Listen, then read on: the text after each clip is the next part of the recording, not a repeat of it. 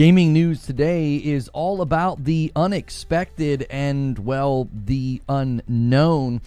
First, 1 week after the Marathon Alpha being viewable by the public, Bungie has responded to one of the biggest criticisms. Might surprise you, but we're not quite sure where it's even going to land. But also, what does this mean for the future of the game if they're already having to react so quickly to significant pieces of feedback where there was much disagreement in the community? So we'll discuss that. Second, new Battlefield 6 gameplay has leaked online. I'll be honest, it actually looks pretty promising for fans of Battlefield. We're going to look at the response and the descriptions. Obviously, I'm not going to show you the leaked footage, but it looks like it's still available and out there if you would like to go check it out. Third, Expedition 33 continues to take the world by storm despite facing a huge uphill battle going against the massively successful Oblivion remaster. We're going to take a look at the user response, the scores, the sales, the player numbers.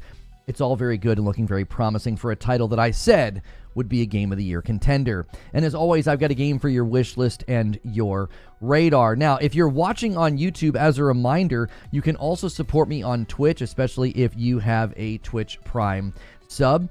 You can use that every month over there, or if you decide to watch over there, that's great. Supporting me on Twitch supports me directly, whether it's a Prime sub or a paid for sub. We've been hitting huge goals and having little contests between the two platforms every single day. Also, if you're watching on YouTube, remember to hit like. That helps us even if you're watching later, and consider becoming a paying supporter on YouTube as well if you prefer watching over here. Just make sure you pick Member Plus. That way you can get into the green room.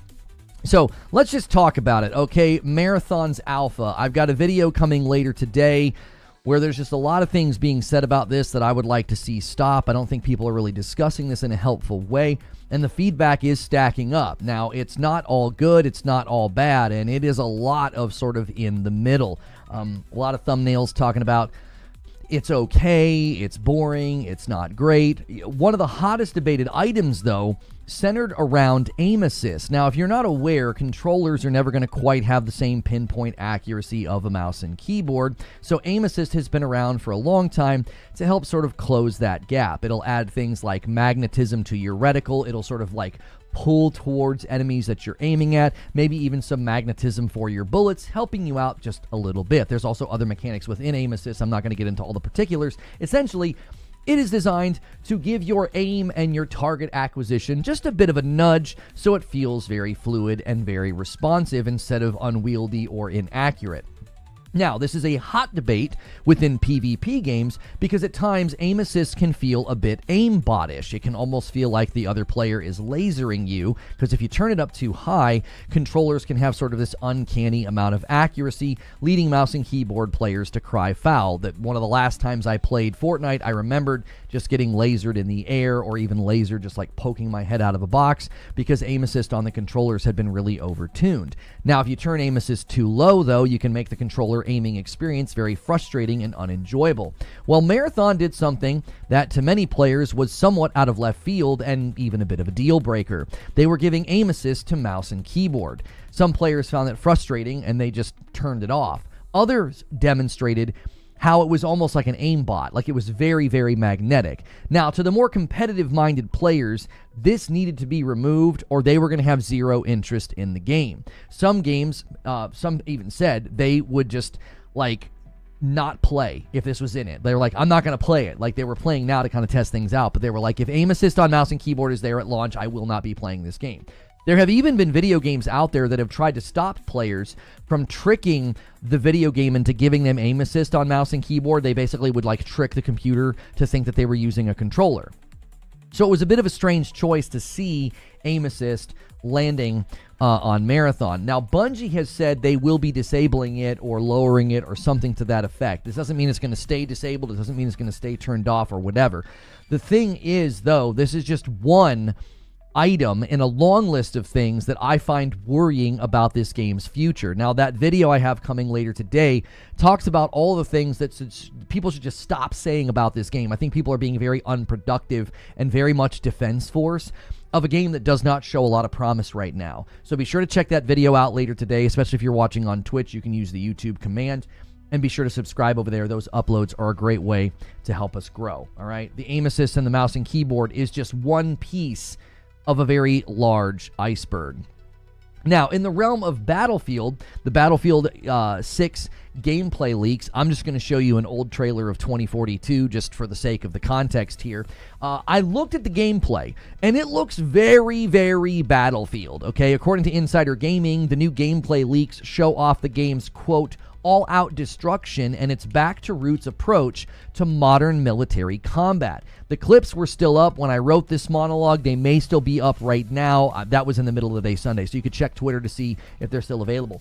By now, they may be taken down. Now, they might leave them up. They were getting decent response, although people were pretty dismayed at whoever had captured the footage was playing like an absolute moron. It was like they had never touched a controller or a mouse and keyboard before. It was pretty tough. So it was tough to judge the gameplay with a critical eye, given the player was playing so awkwardly. But as far as like what was in the game and the graphics and everything, it actually looked pretty promising. If you're a fan of Battlefield, you may be in for a treat when this thing finally comes out. It could end up being sort of that return to roots that we've seen games do before to great success, and that could obviously be true of Battlefield when it finally rears its head.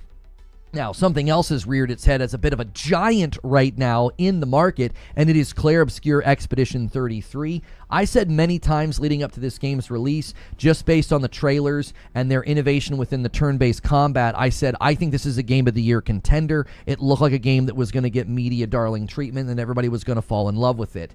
I was correct, and not even close to the severity of what I thought was going to happen. It is undeniable at this point that this is going to get a nomination for Game of the Year. It's one of the top. It is the top-rated Metacritic game and OpenCritic game currently for 2025. Word of mouth also seems to be spreading. I had some people debating with me on Twitter that it wasn't word of mouth, it was marketing. Listen, anytime a game comes out and in the days after its release, when the reviews and the marketing have kind of hit their fever pitch, and days later they're having an increase in their player number, that to me is word of mouth. People are seeing the user scores, people are hearing the endorsements from the users, and they're buying and jumping in. The player numbers have climbed to very high heights. Now, many were worried that the explosive success of the Oblivion Remastered, which you should also check that out, phenomenal remaster. Hopefully they can polish the stutters, because that is the major issue right now with that, but very good work done there. People were worried it was going to really overshadow this game, especially considering this game did hit Game Pass day one. However, the success of Oblivion has not seemed to have hurt Expedition 33 at all. Oblivion Remastered hit an impressive 218,000 concurrent players on Steam. They have managed a whopping 4 million players just in the first week, but Expedition 33 was not pushed out of the frame, not by a long shot. It managed to climb to 120,000 concurrent players on Steam, which is a huge triumph for a team this size and a game this size. Like, that's a really, really good number. They also have boasted 1 million in sales, and that does not include those who have been able to play the game on Game Pass. That's 1 million sales. They've actually moved that many units. Now, it is currently calling my name from the backlog. I really committed myself. I was like, I want to finish Assassin's Creed Shadows. I'm nearing 40 hours. I'm still really enjoying Assassin's Creed Shadows. But Expedition 33 is calling my name, and I said this would be the game that would get me to roll credits on a turn-based game, and the turn-based combat is getting heaps of praise. People are saying it is some of the best, if not the best, turn-based combat they have ever played. They are calling on future turn-based games to mimic, copy, or take inspiration from this system. So the devs of this game should hold their head high. This is causing disruption within the gaming market discussion. Sandfall Interactive has created something so incredibly special and so beloved. This will likely be the media darling of the year, unless something like GTA 6, Death Stranding 2 can kind of pull some rabbit out of the hat. This game is currently the one that everybody's over the moon for. It really reminds me of when Baldur's Gate 3 got similar sort of industry-wide praise. It very much is mimicking that response. So this game could quite literally have just sealed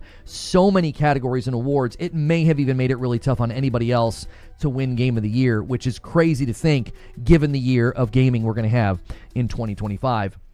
And speaking of games in 2025, this one's been a bit of a shock, and it looks more promising the more I look at it. I'll be honest, I was very iffy on this when they first announced it. FBC Firebreak, this is a game for your wish list and your radar here at the end. From the makers of Control and set in the same universe as Control, Firebreak is a 3-player co-op FPS game where you're going to be fighting mobs of like strange enemies made of post-it notes, and your weapons are equally as bizarre. Here's the thing, they've announced its release date. It'll be launching on June 17th on PS5, Xbox Series consoles, as well as PC through Steam and Epic. So this one is hitting on June 17th, sort of right after the sort of Summer Game Fest season, E3 season. So be sure to check this one out. This one seems like it'd be an absolute blast. I don't know about longevity for a game like this. That's something we're obviously going to be discussing today with Marathon and a lot of the feedback that I have heard from many other people. So that's the news. Now it's time for the discussion. Good morning, good afternoon, and good evening, everybody. If you're on Twitch, make sure you click the follow button, click that little heart. If you're on YouTube, smash the like count. Get us to 100 likes really, really quickly. The news cycle is probably about to heat up. It's a little bit of a lull right now, so I kind of had to just make this show out of thin air. There wasn't really any major breaking news stories, so I decided I would sort of put together a video about Marathon. I watched a dumb amount of videos about it. Content creators that I had never heard of, content creators that I don't even really care for, and I was like, I want to know what everybody is saying about Marathon. Where is everybody landing with the Marathon Alpha? And it's pretty much landing where I was worried that it was. Even the people that were really enthused about this thing before it came out and before the event and when the alpha was announced to be made public, a lot of them have really toned down their verbiage. They'll sort of open their video with a bunch of praise about the things that are good, because the game clearly has things that are doing well and have been well designed. But then they kind of get into their criticisms, and it's like everybody's list is a little bit different. Everybody's list is pretty long, and I think that's a concern for this game going forward. So again, be sure to check out the video that I've got coming later today. Death Stranding 2 marketing should be getting close to taking off. Yeah, currently Expedition 33 is the belle of the ball. Like, undeniable belle of the ball. Like, it's the leader of the year right now. Now, obviously, there's some heavy hitters that are still coming to the playing field. Okay, we know that, Doom the Dark Ages is coming. It looks incredible. GTA 6 is coming. We know that Death Stranding 2 is coming. We know that Ghost of Yotei is coming. We know that Mafia: The Old Country is coming. There are big games that could kind of, bring Expedition 33 kind of like back down out of the clouds. But currently, this game has just stolen the hearts of the gaming public and the gaming press. And a Member Plus renewal from Danny. Let me make sure I shout out whoever the Han shot first was. Well, Han shot first, and so did you, Danny, with his Member Plus renewal. Expedition 33's combat feels like an evolution of Legend of Dragoon's combat. Love it. If Legend of Dragoon ever gets remade, I hope they use something similar. And then Whiskey Neat with 27 months in a VIP. Had a little bit of a backlog on Steam before buying a PS5 Pro. Good Lord, what have I done? Well, good luck to you. And that's 3. Here, let's get the little contest going again. It's fun to kind of pit the channels against each other. It's 3 and 2. Twitch has 2. You guys have done 2 subs on Twitch. Resubs count, obviously. So currently it's 2-3. We'll see if Twitch can't have a better showing today. The contest has been heavily slanted towards YouTube. And Andrew jumps back in with the Member Plus over here on YouTube and gets us to 4. As a reminder, on both platforms, every 25, I give 5. So it's a great incentive to support the channel with your subscriptions on YouTube, memberships, and then subscriptions on Twitch. What's going on? Hey, good to see you. A $5 super chat tip from WGC says, I'm 20 hours in. I don't see how Expedition 33 isn't going to end up being Game of the Year. I think the biggest thing in its path is I will gift a member here. You guys can have a super chat goal as well on YouTube. I think the only thing in its path is honestly Death Stranding 2 and GTA 6. I think those 2 titles have the potential to completely take over the dialogue. I think what Kojima has created in Death Stranding 2 could get similar treatment. Death Stranding 1 has aged like a fine wine. I think Kojima has aged like a fine wine. I think people have come to appreciate him and love him more. Ghost of Yotei, I don't think Ghost of Yote has a shot at Game of the Year. I think it could get a nomination, but I don't think Yote will be able to beat GTA 6 or Death Stranding 2. I don't even know if Yote can beat Expedition 33. I know that's weird, you know, as a huge Tsushima fan, and people think I'm a pony. I don't know. I don't know if Yote is going to be able to do it. Yote is probably going to be a very special game, and I'm very excited about it, but I don't know if it's going to have the ability to, like Expedition 33 is like disruptive. Like, people are talking about this game in ways that they're like, this is a loud message to AAA. And remember, leading up to this year, I told you guys that I said we were going to see a rise in AA games at AAA quality. Remember, I said that. I said, I think devs are getting better at delivering AAA quality even when they're smaller studios. And I said, listen, I think indie devs and AAs are about to have their moment, and Expedition 33 is basically the first shot into the sky about, like, you don't need a massive budget, you don't need a massive team to make something at an excellent quality. I don't think you do. Gang says they're fixing aim assist on mouse and keyboard. Yeah, I included that in the show open. Yeah, and that's included in my video later today. I have my own thoughts and opinions on the fact that they're already addressing that. Expedition 33 is AAA quality game, and it's only $50 for sure. Somebody said, you sleeping on Yote? How am I sleeping on my most anticipated game of the year? Like, Ghost of Yote is my most anticipated game of the year, and I'm here to tell you, Yote's not taking game of the year. There's no way. I don't think Yote will be able to deliver what's necessary to outdo something like Expedition 33. Like, as a sequel, I think it's got the deck stacked against it. I think it's harder for sequels to win. I think they have to do a bit more. I don't think Yote's going to do enough to outpace Death Stranding 2, GTA 6, or Expedition 33. I don't know. We haven't seen Yote yet. Within the framework of what I think Sucker Punch is capable of and what they can do within the framework of Yote, I don't think it's going to hit the heights necessary. Expedition 33 is like a special game that has disrupted what people even think about turn-based games. That's too powerful. That's too potent. Like, another Yote, another Tsushima, basically. I don't think it has the power. I think it's going to be a wonderful game. I can't wait to play it. I'm going to love it. I'm probably going to sink, 80 hours into it. But I'm here to tell you, I'm looking at the market, the jury process, the outlets, and I'm like, Expedition 33 is getting like the Baldur's Gate 3 treatment. It's getting talked about in ways that are it's just too powerful. Expedition 33 is going to have that it factor at the Game Awards. Yote and Death Stranding 2 are both sequels. Expedition 33 is a fresh and new, even though it uses an older formula. I think that's correct. So it's turn-based. Yes, Expedition 33 is turn-based, but it doesn't feel turn-based.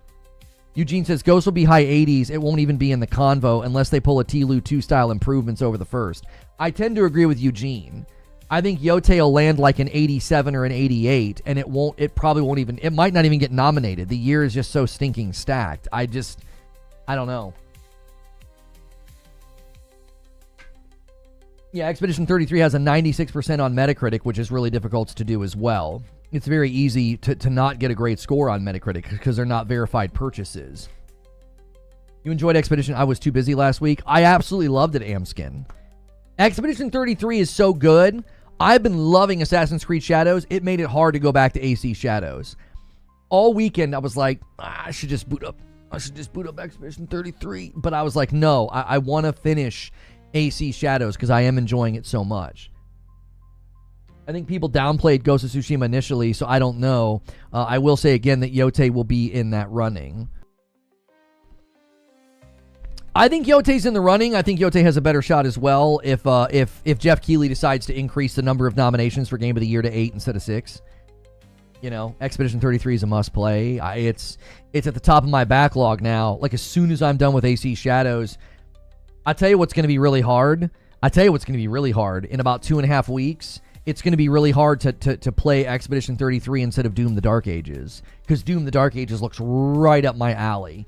Fast-paced, frenetic, bombastic. There's parries. Everybody's putting parries in their games. I love it. I love it. Someone was like, you like parries, Reforge? All right, we'll put parries in everything. We'll put parries in Doom. We'll put parries in, We'll put parries in in a turn-based game. You know what I mean? Oh, I love it. I love it. It's a great time to be a gamer. It really is a great time to be a gamer. There's too many games. There's too many games.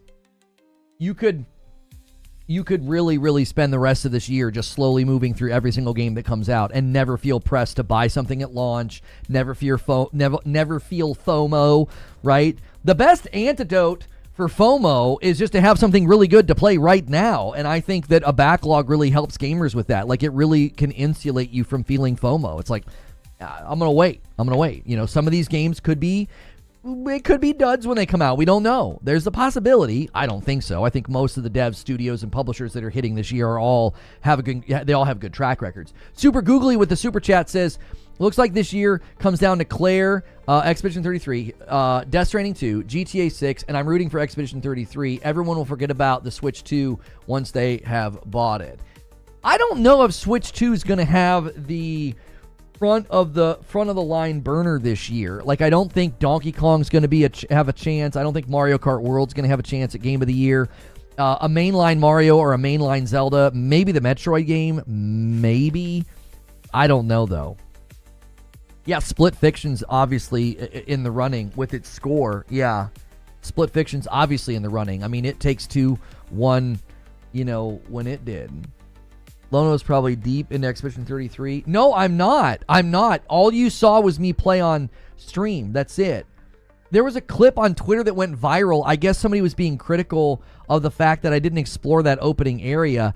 The game didn't really seem to promote that until we got to the part where I had to like talk to all the NPCs, and then I did. I talked to all the NPCs. I listened.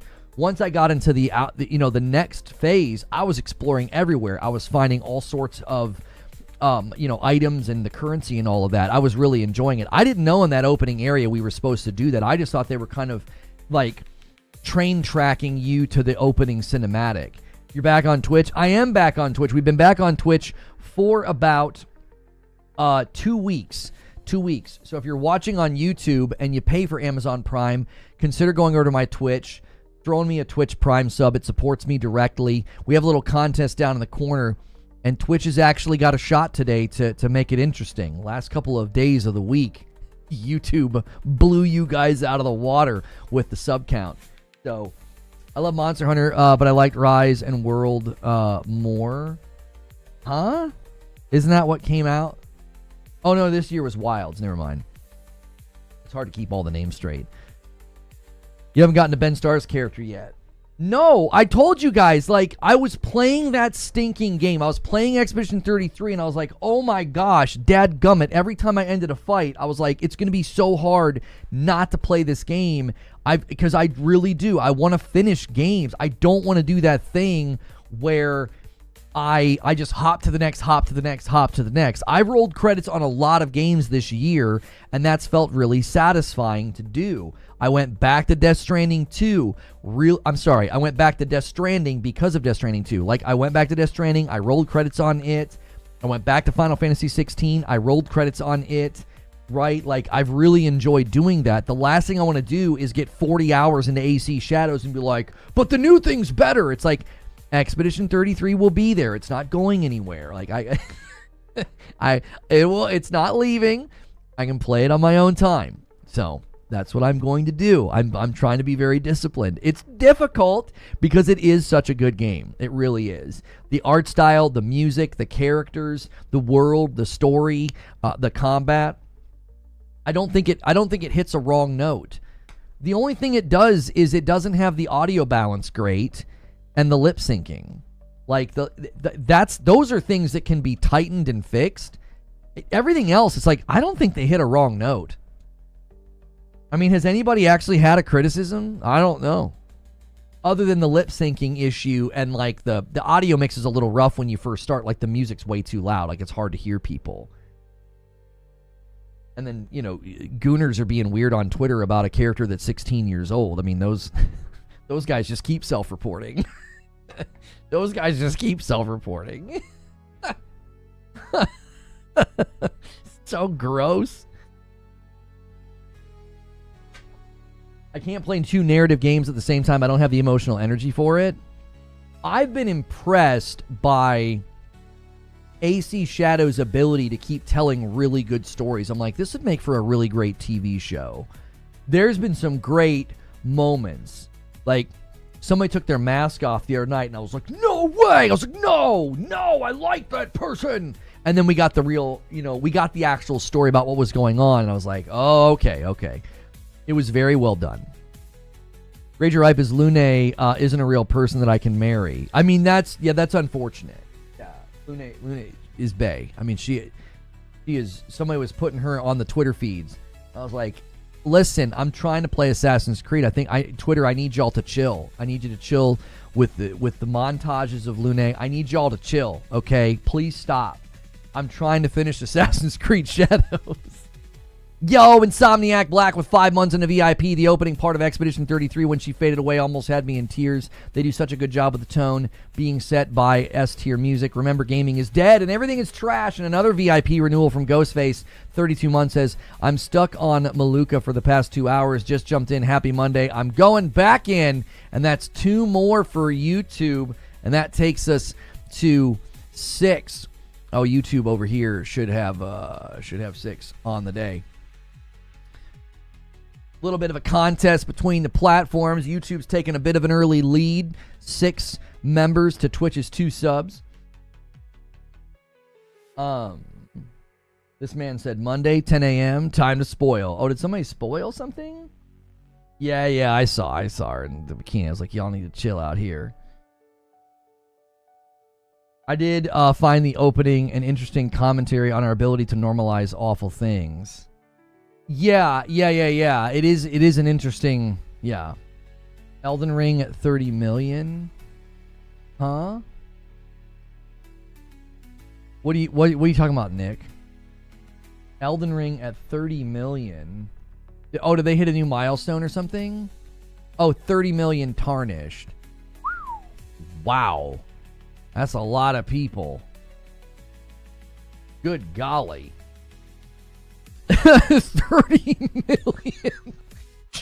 Jiminy Christmas. There are franchises that haven't touched 30 million. That game by itself. Wow. Did a typo again. Thought it was a link. Yeah. You got to chill with that, Dave. You got to chill with it. What?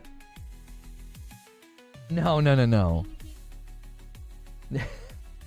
Madam says, clean your keyboard. Push space.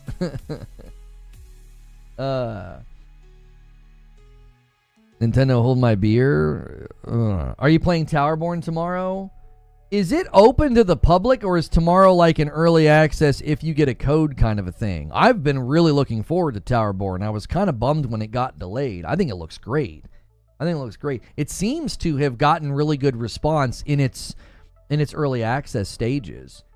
If you guys are watching on YouTube, do me a favor. We're about 30 minutes in. Go through that ritual of as soon as you get into the stream, man, hit that like button. Let's try to get to 200 likes. Twitch, you guys are crushing it, man. The turnout's been great. Sub count's unbelievable. I've not been setting goals for Twitch. Maybe I should. Currently, we're at 1,235 sub points, so maybe we should set a sub goal to round that up again. I don't even know. The goals don't. Did the goals show up for you guys? I felt like they weren't showing up, so that's why I stopped doing them. The only game I'm really hyped for is Crimson Desert. Crimson Desert is an interesting one because Crimson Desert looks too good to be true for console. I don't know. They've said they've had breakthroughs with their engine.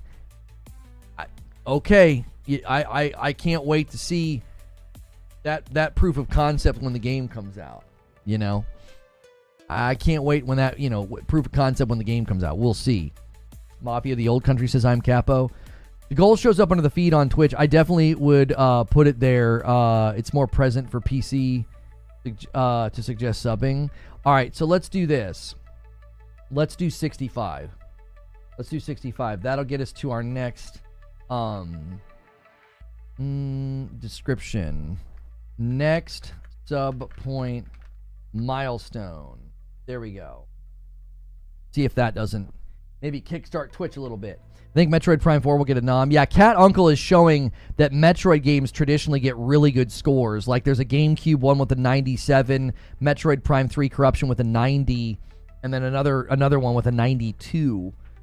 So, yeah, you could easily I think see Metroid land a nom. If Metroid lands a nom, then that I think changes the discussion. I mean, there are so many games this year that are going to be gunning for that top spot. It really is, I think, going to be a difficult year to it's going to be a difficult year to win. It's going to be a difficult year to get a nomination. I mean, I'll be honest. There's going to be probably some pretty good games that don't get a nomination. I'm looking forward to the next Ghost game. It looks so good. Yeah, Ghost of Yotei looks great. The latest trailer I thought looked very, very promising. We put out a video about it, and you guys did a great job with it. My release date says a lot video, still doing very well. I appreciate it so much. I've got a video coming today about Marathon, so be sure to check that out later. We'll be putting that one out there.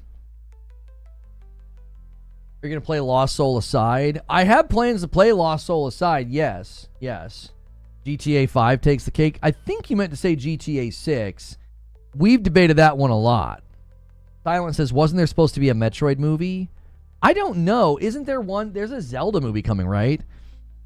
Crazy since it's a dying industry. What's a dying industry? Oh, gaming? I don't think anybody's ever said the industry's dying. I think people were trying to say that, like, AAA gaming is cooked. X Factor says, nice X-Men t-shirt. I can't wait until we finally have a great X-Men video game, for sure. You need to keep your eye out for Tainted Grail. It looks like a better Avowed.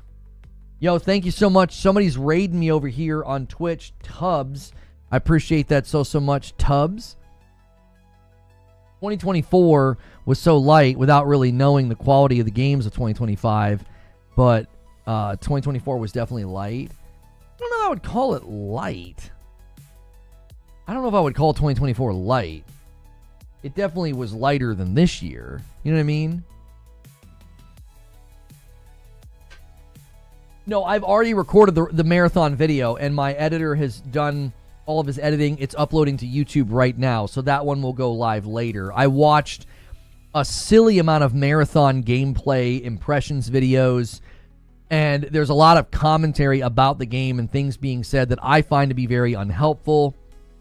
So, good day. Good day to you, Tubbs. Thank you so much for that raid. I greatly appreciate it. And thank you for bringing your viewers over here. Whatever y'all were doing today, hopefully you had a good stream. You can let chat know what you were doing today, and maybe they'll be interested in checking you out and checking out your content. So many people saying that the gen was dead last year, was always going to peak in the second half. People forget that games take years to develop. Yeah, I mean, there were a lot of us that tried to say that, like, second half of the gen is usually when things heat up. That's usually when things get better.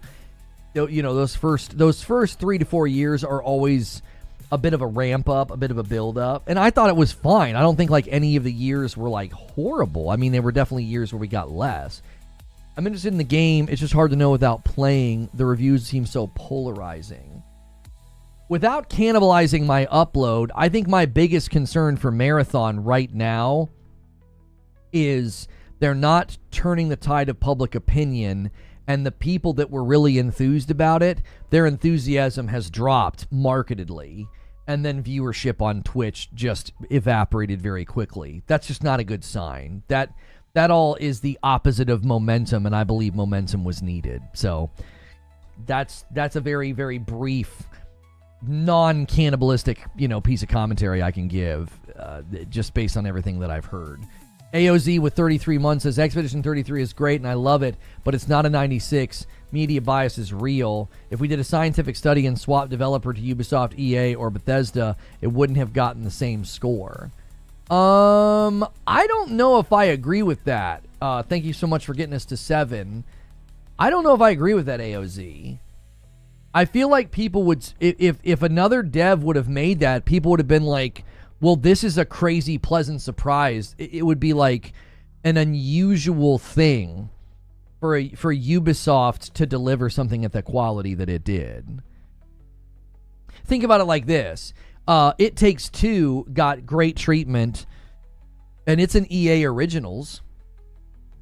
I mean, EA is attached to It Takes Two. Now, It Takes Two as a developer isn't like a developer that's like known for, you know, oh, people don't like it or people dislike them or whatever. But I mean, it's an EA original, so it had EA attached to it to a degree, right? I've never heard AOZ talk like that. Show me on the doll where Expedition 33 hurt you.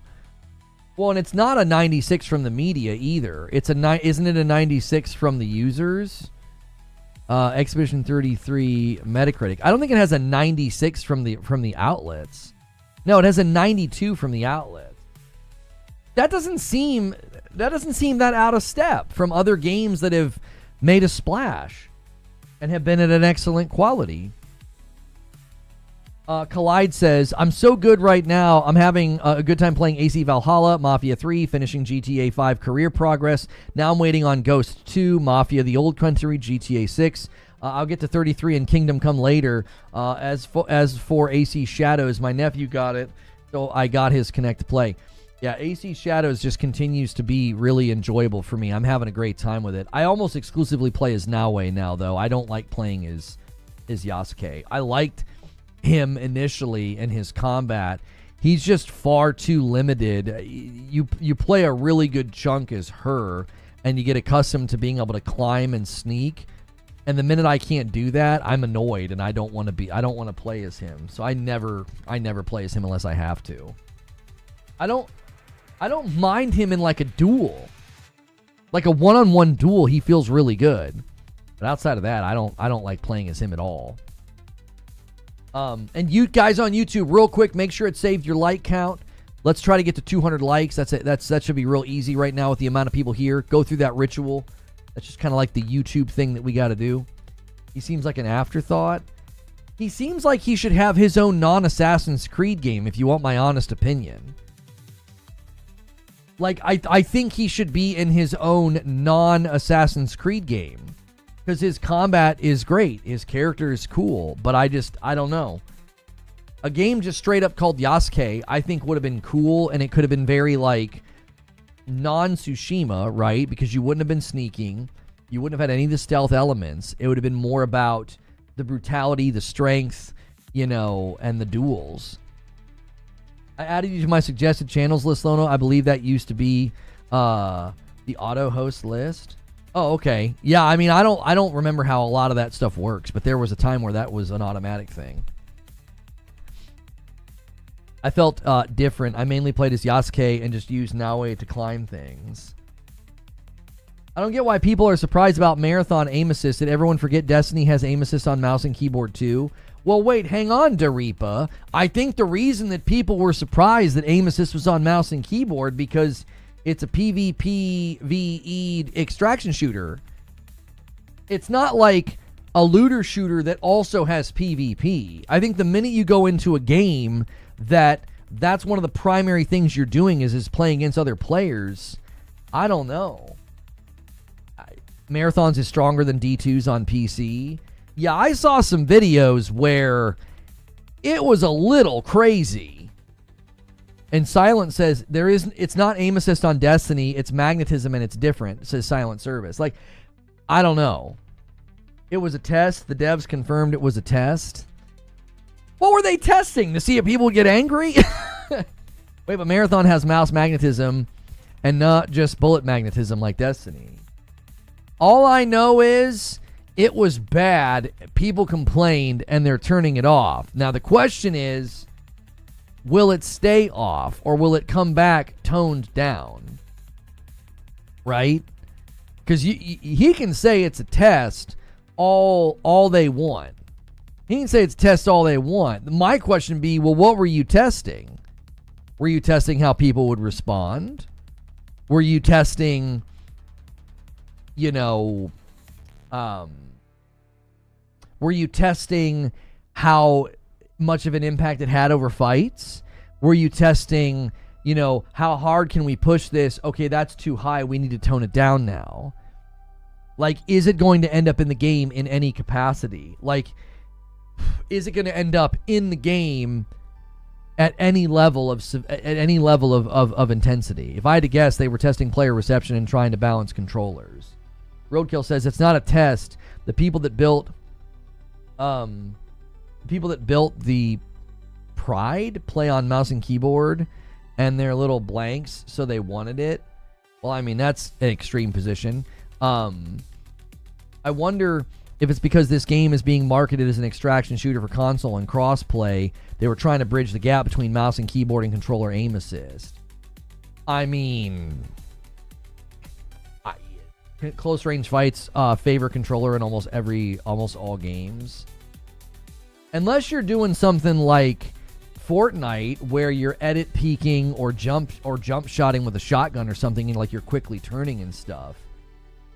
It's hard to balance. Yeah, I'm not going to pretend that it's easy. It's been an ongoing debate. Got to head off to work. Have a great stream. Thank you. It's been an ongoing debate in games like Fortnite. Right? I mean, and I think one of the reasons it's been an ongoing debate is because everybody's kind of trying to find the sweet spot.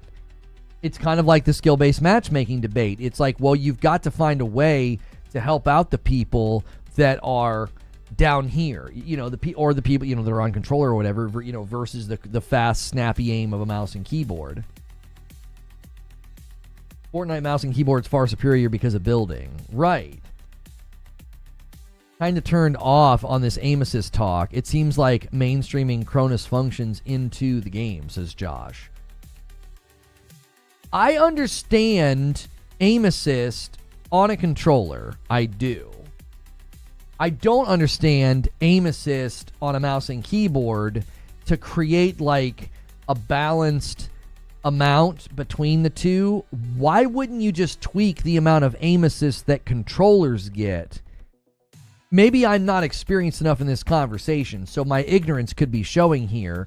But from 30,000 feet, I'm like, I don't understand why you wouldn't just tweak aim assist on the controller instead of being like, well, let's add it to mouse and keyboard. I feel like at that point, you're trying to herd cats. It's like, I don't think you're ever going to nail this down, because it's always going to feel like a pendulum swing of like too strong, too weak, too strong, too weak. Like, it's like, okay, well, I think you would just tweak controller. You tweak too much on controller and it'll feel like crap. I suppose that's true. Like if you overtune it, it's too high. It's an aimbot. If you tune it down too low, then it's not going to feel good. I do not want any aim assist on keyboard and mouse ever. It's why I use mouse, says Silent. Well, you can turn it off though. It was in the settings. There's a misconception of how aim assist works. Even with aim assist, mouse and keyboard is superior with aiming and snap. Motion control of the DualSense supported is added in aiming. I'm not sure. I mean, motion control aiming is not... I don't think motion control aiming is ever going to be precise enough against somebody with an aim assist heavy controller, you know, if aim assist is heavy on the controller, or mouse and keyboard. I don't think, like, motion controls, like with a gyroscope or something, I don't think that's ever going to be able to really compete. I don't think. Yo, what's good, Sven? I'm saying it should never be an option. Oh, you're saying it should never be an option, Silent.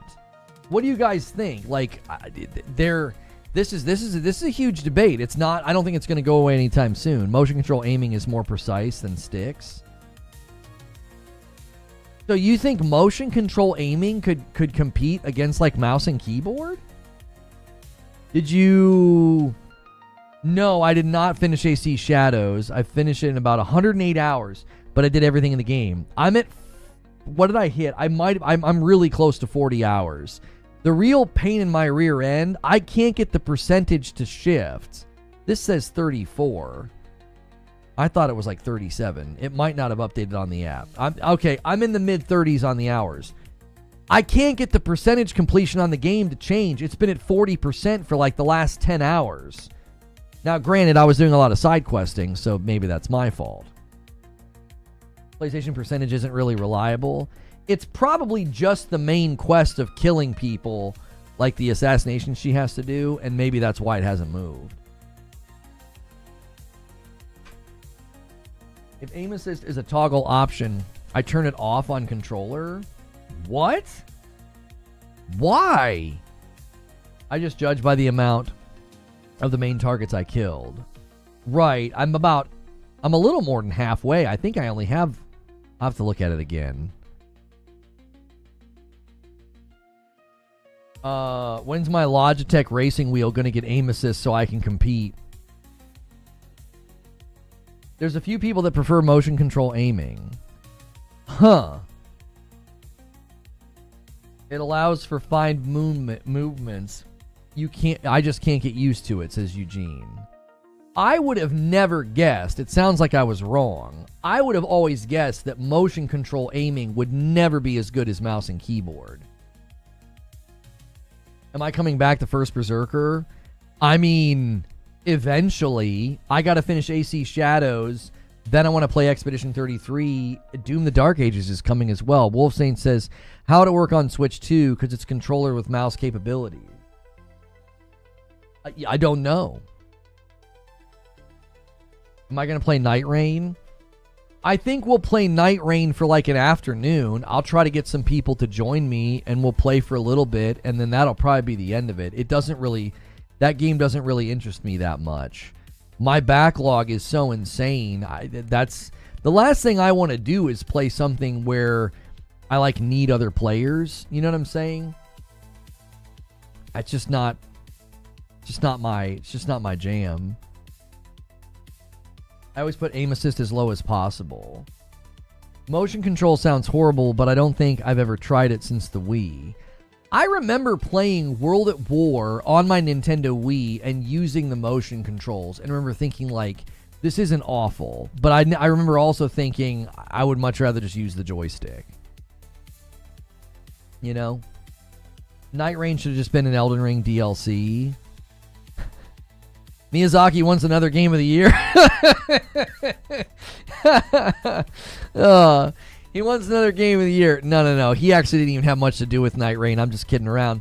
Yeah, I think it's fine that it's a standalone. I think it's fine. It's a very, very different kind of game. I don't think it would make much sense as a DLC inside of Elden Ring. So I'm okay with it being standalone. On Call of Duty, you can use both sticks and the gyro motion control at the same time, but I think people are too used to sticks to ever swap. I mean, that'd be kind of wild if some like up-and-comer, little young blood starts getting really good with motion controls and just starts stomping the scene with it. You know what I mean? Like, that could be kind of cool, Kind of come out of nowhere and like, yeah, this guy's been playing with motion controls since he was like 12. And motion controls, I'm assuming, will just get better and better and better, more and more refined, more and more accurate. You need to play Expedition 33 Friday night with Madam. I didn't think Expedition 33 would be a good Friday night stream with Madam because it's like such a serious game, and it's also one that I really enjoyed. I thought that would have been a bad idea. Like, I didn't really see... That didn't seem like a good idea. It just seems too... Like, letting her wander around and be a goof and pick everything up in Oblivion, I think that was far more entertaining. Now, obviously, we got stuck in that dungeon at the end because I went and made some cheese sticks, and I had no idea where she ended up. And I was like, let's just turn it off. I'm going to get frustrated, and I don't want to get frustrated. And it was late anyway. It was like almost midnight. I'm excited to vibe with 60 FPS Breath of the Wild on my couch. Same. I'll be doing Tears of the Kingdom. You should try Lords of the Fallen co-op. They made the game super easy. Be fun with your wife. We've decided that Friday night should never be something that I'm going to get salty at. And Lords of the Fallen will likely just result in salt, dude.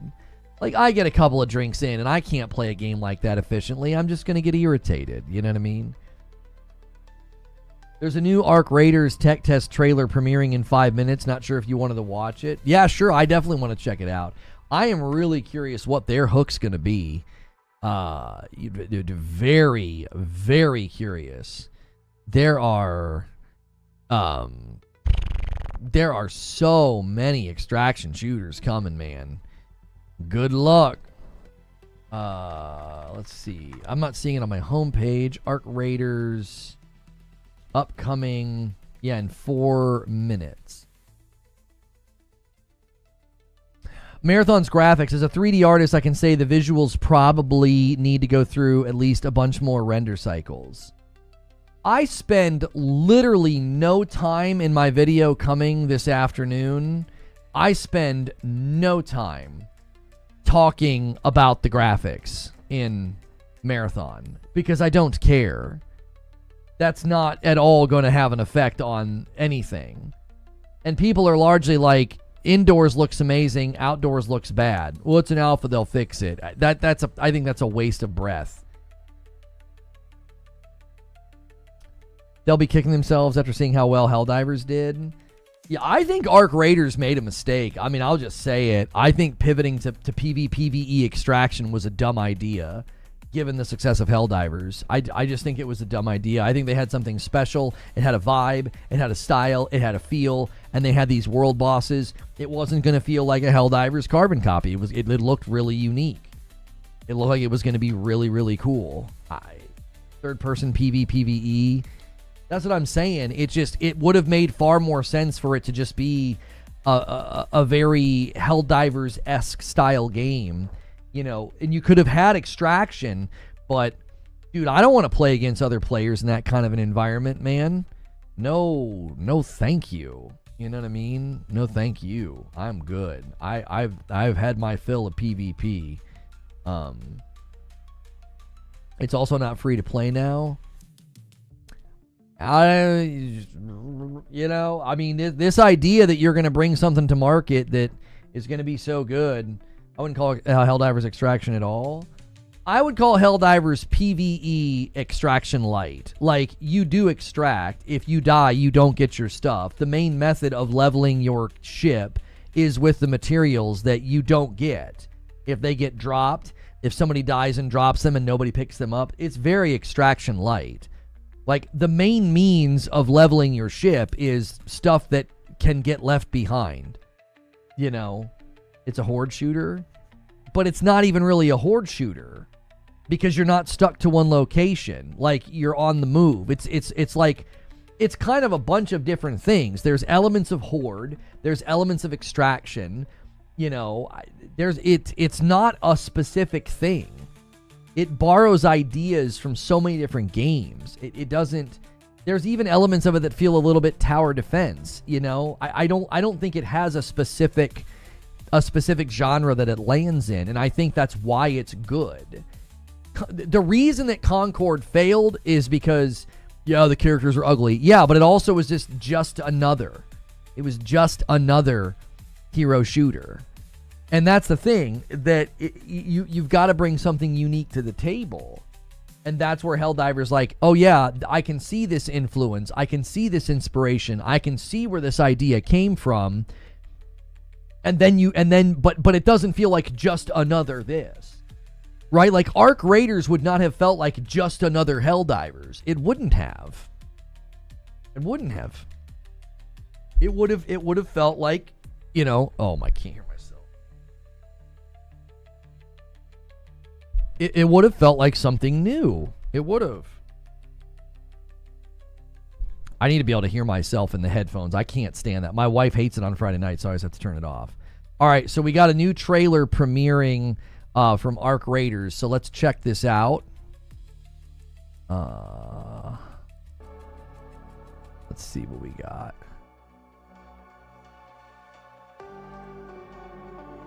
You see what I'm saying? This game has such a vibe to it. There's been a handful of VR games that looked really good, Wolf Saints, but I don't have a setup for it right now.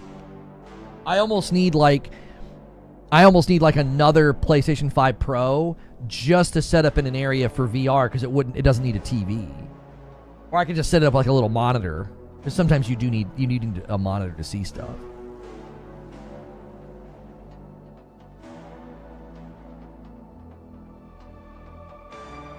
Like, don't tell me with this music and this cartoon, this animated thing we're looking at right now, don't tell me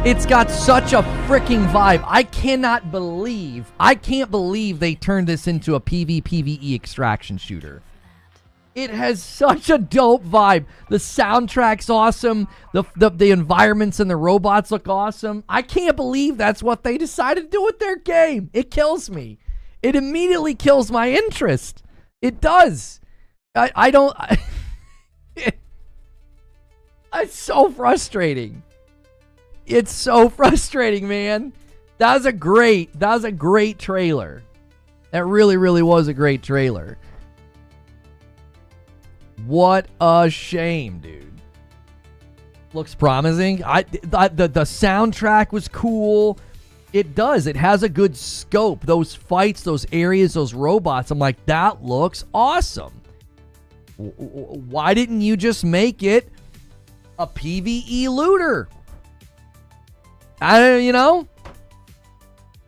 That's all you had to do. Just pivot it back to PvE, and extraction can be the method of looting. I don't want to play against other players in a game like that. I have no desire to do that. None. I thought it was a PvE looter. Originally, it was going to be a co-op PvE game. For whatever reason, they changed approach. No, it's not free to play anymore. Yo, and a renewal from Warhawk Gaming, 18 months.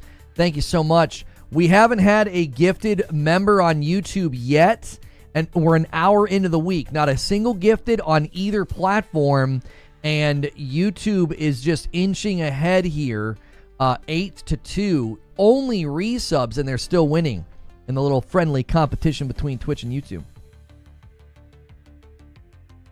It's free to pass over. I mean, we'll see. We'll see. Thank you guys for the strong turnout on both platforms today, man. Thank you so much. It started out as a free-to-play co-op looter, a.k.a. Very Helldivers. And another member plus renewal from Jadix. Thank you so much. And that takes us to 9 on the week. Yeah, I'm not sure. Did they get gun shy because here, let me justify this text. That'll probably help. How do I do that? No, cancel. Alignment right. There we go. And then I should just be able to anchor this in the corner. Insomniac Black is the first to gift a member along with Daripa and takes us to 11 members on the week. And we'll see if Twitch has an answer back. You guys, Twitch went a little crazy on Friday night, which was great. No, I can't get it to stay. I still can't get it to not do that. That's so weird. Thank you guys for those single gifteds.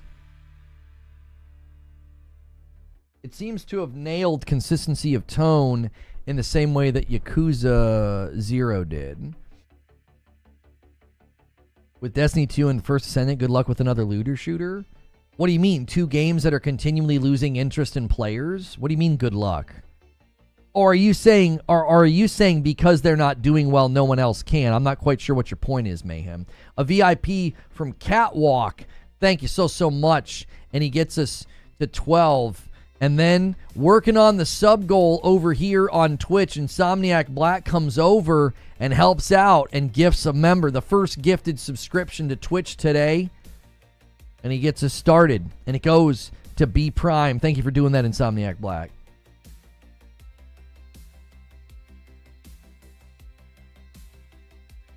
Maybe they couldn't get the PvE loop down. It was one of the 2 games made to target the Western audience. I think they went full trend chasing. I wonder if the explosion of Helldivers made them gun shy and they pivoted to Extraction because they thought, well, Extraction's not as competitive. I've got my own theory about Marathon in today's video. That's going to be a resubscription over here on Twitch. Insomniac Black using that Prime 2 months. It should be like 3 years. I am not sure why it's not giving you credit for all of them, man. It should. That's messed up. To be honest, I think if Remnant had more content and it went looter shooter route, Destiny would have had a strong contender. It could have. This change was before Helldivers. Did they see Helldivers before it launched, though, and maybe think that they didn't want to go... Maybe they didn't want to go up against another game. Maybe they thought they'd be compared to it. I don't know. I don't think anybody thought Helldivers was going to be as popular as it was. I really don't.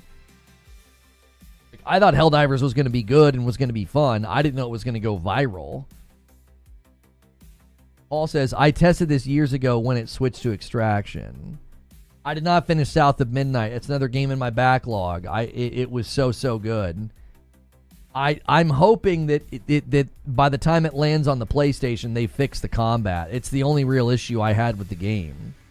The combat was just very off-putting and unenjoyable. It was very off-putting and unenjoyable. And it could have been significantly better. South of Midnight Story is fantastic. Rolled credits on a couple weeks ago, said Sven. Tarkov has SPT, and Dark and Darker just added a PvE mode. Extraction game players like PvE modes. Cheating will be a problem like it always is with these types of IPs. Helldivers is just Earth Defense Force? I mean, I don't think that that's a fair description of the game. Helldivers sitting at 30,000 players on a Monday morning. Yeah, they have a very good and healthy recurring player base in Helldivers. They do. Is it really coming to PlayStation? I would assume it would, yes. Did you see what happened with the sales of Indiana Jones? Like, Indiana Jones has sold significantly better on PlayStation than both, like, Xbox and PC. So I would anticipate Microsoft internally saying, this is a great fit for PlayStation. I mean, it's very Kena Bridge of Spirits, but like a more mature Kena Bridge of Spirits. I don't know why they wouldn't. Remember what Shuhei Yoshida said? Yoshida said that porting games to other platforms is like printing money because the cost to port is nothing compared to the money that you can make. So like porting South of Midnight to PlayStation won't cost them much, and it'll probably sell very well. It's a very PlayStation game. It has that vibe to it. I mean, I don't know. I'm sure this will be called port begging because I port beg for games I already own, and people don't have vocabulary, bigger than a Post-it note. But like, it just makes sense to me from a business perspective that South of Midnight, from their own analysis, they would say, yeah, port it to PlayStation. Why would we not do that? Outer Worlds 2 combat video is out.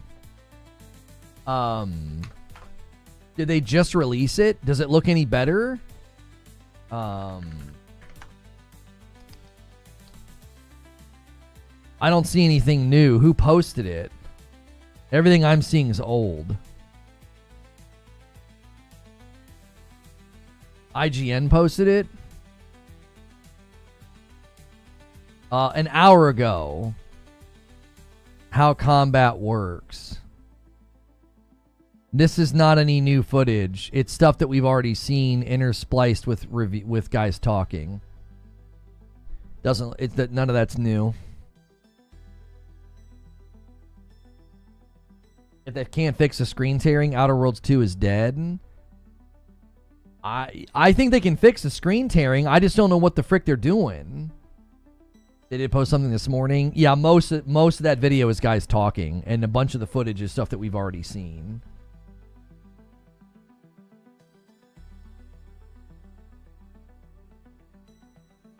South of Midnight would have done a lot better as a day one release on PlayStation. The delayed release kills PlayStation sales. I think that's a little overstated, though, because Indiana Jones seems to have done just fine as a staggered release. I agree it hurts or diminishes sales. I wouldn't say it quote-unquote kills sales. Diminishes? Yes. Kills? No. I don't agree with that. Yeah, I don't agree with that at all. If you guys are watching on Twitch, make sure you hit that follow button. It's the little heart. That makes sure you're following the channel. And if you guys are watching on YouTube, make sure you hit the like button. And if any of you have Amazon Prime, you can use Twitch Prime on Twitch. You'll never see an ad over here either. Oh, I forgot to bring the coffee up. There's other ways to support what I do We don't work with a coffee company. That's our coffee company. You can use the coffee command on either platform or go to reforgeroast.com. Thank you for using those commands in chat, as well as soda. We're working with Sprecher. They're sending me some new soda. I'll tell you how the syrup goes. My wife has a soda stream, and if you're a soda drinker but you don't like the caffeine, their stuff's great. I don't really drink soda, and I've liked all their stuff. Madam only drinks diet, and she's liked all their stuff. So my son and I split the orange cream the other night, and he really liked it. It literally tastes like cream soda in a can. I'm sorry, like a creamsicle in a can. Very good. Huh? What? Oh, I don't know if it's showing up today. No, they just shipped it. Yeah, it won't be here today.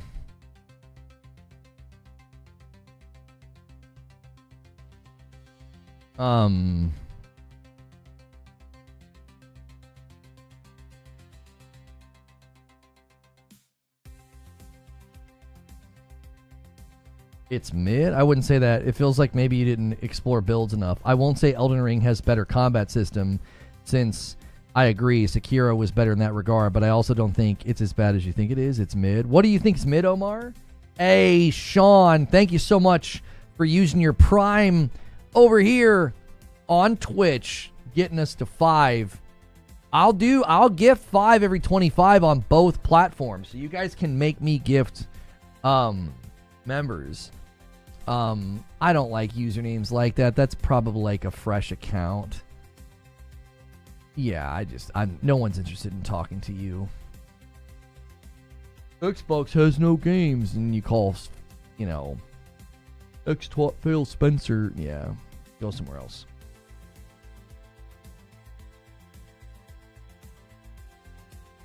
Slow down how? They did 3 games just this month alone. Oh, Haddigan says, I don't think Microsoft is ready for the backlash they faced from porting. They've slowed down announcing games. Yeah, what are you talking about? They just did 3 Xbox games to PlayStation in a single month. Oh, he's saying Kazan has better combat than Elden Ring?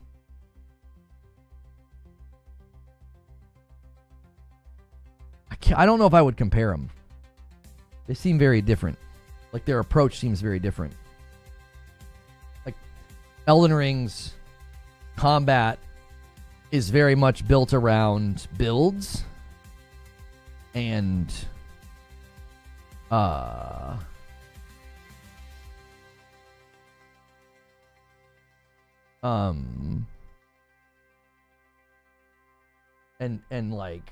and Kazan doesn't feel like it's as deep in that regard.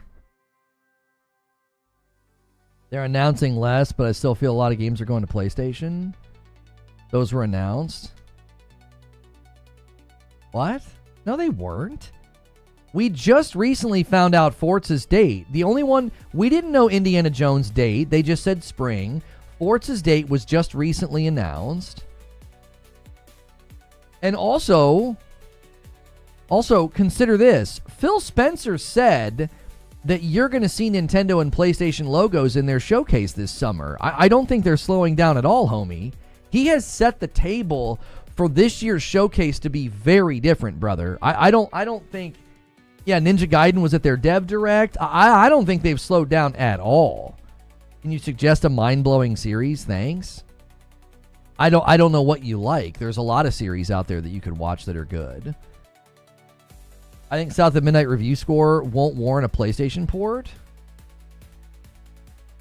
I think what warrants a PlayStation's port is wanting to sell games, FCAT, and I think South of Midnight will sell better on PlayStation than it did on Xbox and PC. I think it'll sell better on PlayStation. It's a very PlayStation-esque game. I mean, look at what happened to Indiana Jones. Indiana Jones is selling better on PlayStation than PC and Xbox. That's going to be an internal signal flare to Xbox to continue doing what they're doing. Even a smaller title like South of Midnight, I think, will get ported. They want to make money. You could argue build variety. I could argue movesets, combat options, combat flow, reward structure for the engagement, and moment-to-moment gameplay over Elden Ring's combat system. It kind of seems like you're arguing preference, though. Those all sound like things that somebody might enjoy more or less depending on preference. I don't know if they're objective quality points. Right? I don't know. Because somebody could argue the build depth in Elden Ring makes it win. And that would be them arguing preference. I don't know. I think it's really hard to compare those two games. King Troopa hits 6 months of subscriptions. Oh no, you resubscribe for 6 months, hitting 3 months over here on Twitch. Thank you so much, King Troopa, taking Twitch's daily count to 6, creeping up on YouTube.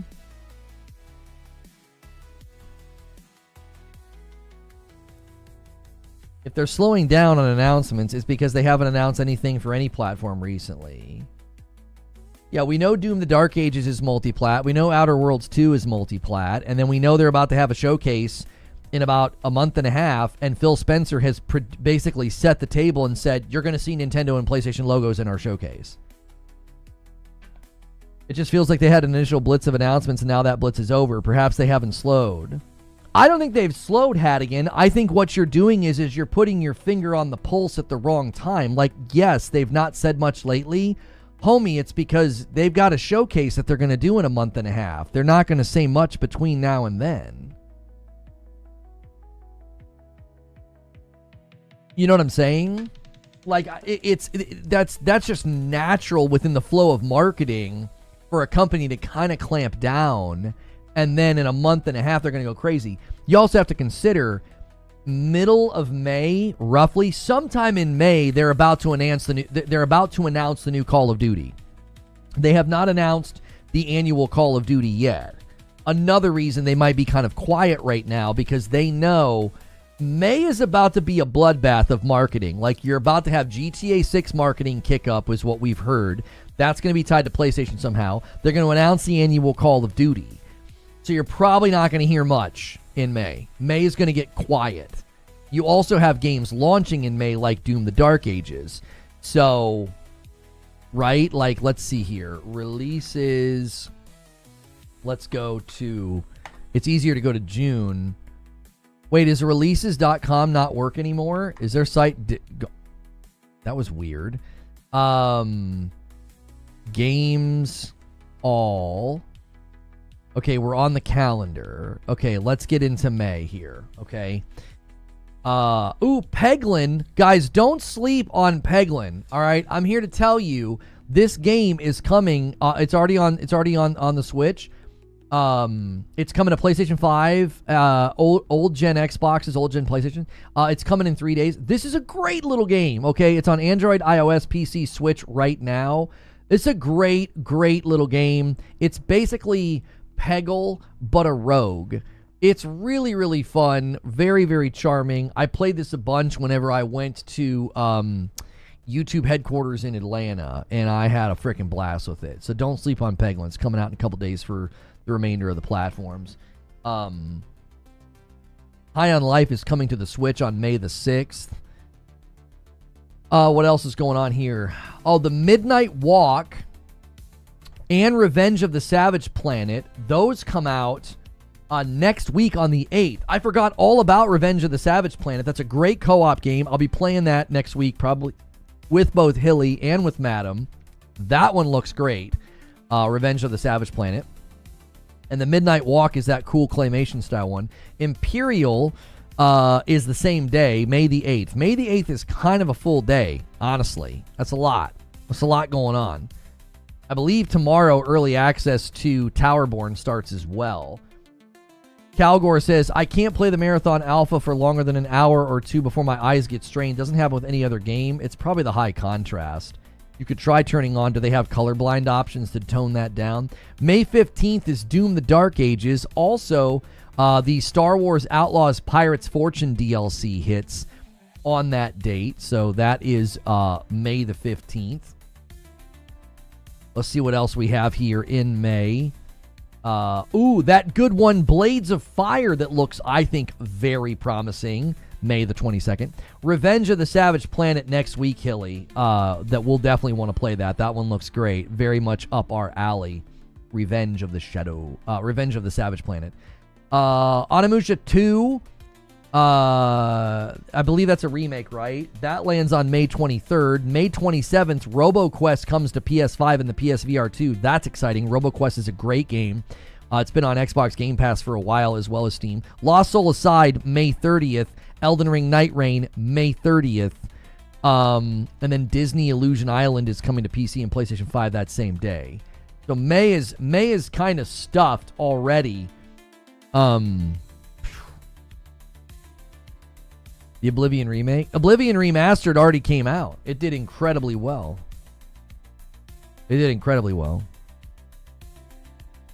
Marathon only reaches the top 50 on Twitch if there are one or two big guys playing it. If there's not, they don't even crack the top 100.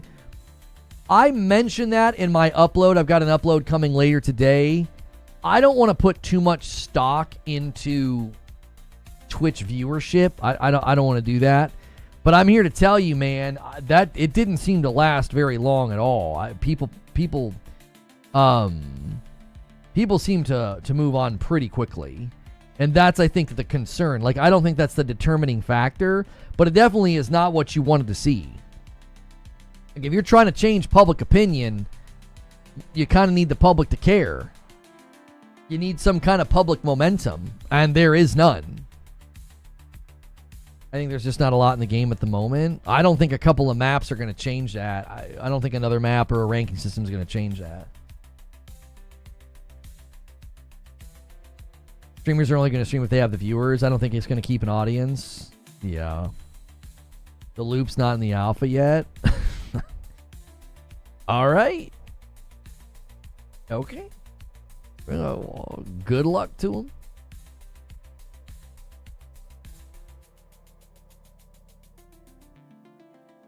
You must feel pretty vindicated about Marathon right now.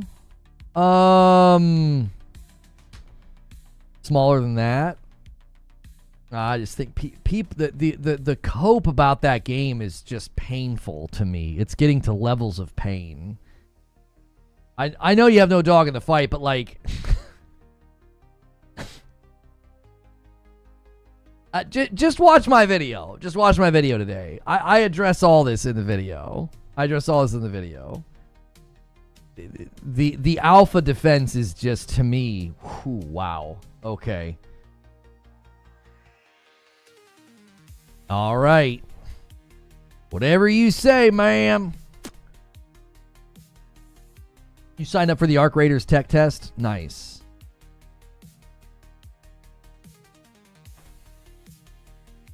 Let's see here. We got people submitting questions. This is something you can do as a sub. You can do this as a sub on YouTube, on Twitch, or a member on YouTube. And we got a question here from Banshee. Hang on one second. Something's not right. There we go.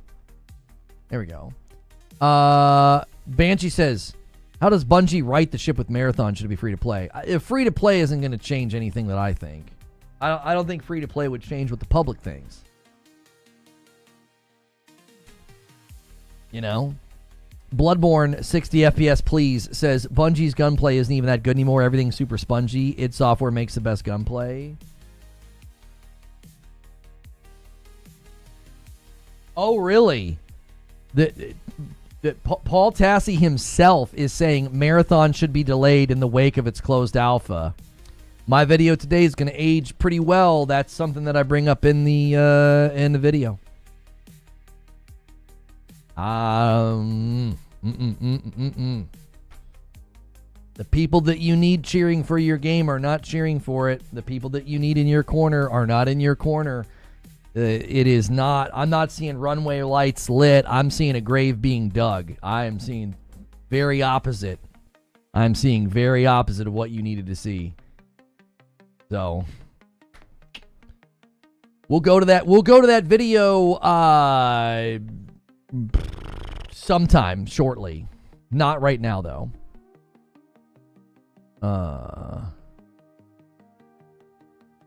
I will say I love watching Escape from Tarkov because of the high pressure and the stress. Watching Marathon, I don't feel that.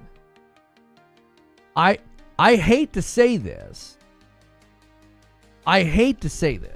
But if you want that type of game to do well, there's got to be a streamable nature to it. I think you need that hook. You need that tension, that stress, those moments. Like, you have to be, I think that plays a part now. I do. I think that plays a part in the hive mind. It plays a part in the public response. It plays a part in engagement potential. That's a real pain in the rear, because like the difficulty could be is you could design a game entirely around what streamers want, and that could be bad too. So you don't want to just cater to streamers, but like you have to consider that. You have to consider that in the grand scheme of things of like, can we create a very streamable game, a very hypeable game, a very intense visual spectacle? You know, can you do that? I think one of the reasons that battle royales took off in the way that they did, I think it's because there is something very streamable about them. I click on somebody playing a battle royale. I know how many people are alive. I know how many kills they have. I roughly know where they are on the map. I know what their kit is. Within seconds, I'm oriented to the tension level. In a matter of seconds, I'm oriented to the tension level. You tune into somebody playing Valorant. Same thing. You can see how many people are alive. You can see the score. You can see who they're playing as. You can see if they have their ult or whatever. Like, you're immediately oriented to the tension level. I think you have to consider that in these types of games. And if it feels more like a meat grinder, I think this is why like arena-style gameplay is harder to make for like a compelling stream, because it's like, it just feels like it's the same thing over and over again. That's part of the reason COD is falling off, because of streamers wanting something new or crying. I don't know about that. I mean, that plays a part for sure. I don't even like watching VRs. There's too much downtime. I think part of your target audience are people that play and watch those types of games. That's part of your target audience. I talk about that in this video as well. The whole like, oh, it's not for you, it's not for you. I addressed that in today's video about Marathon.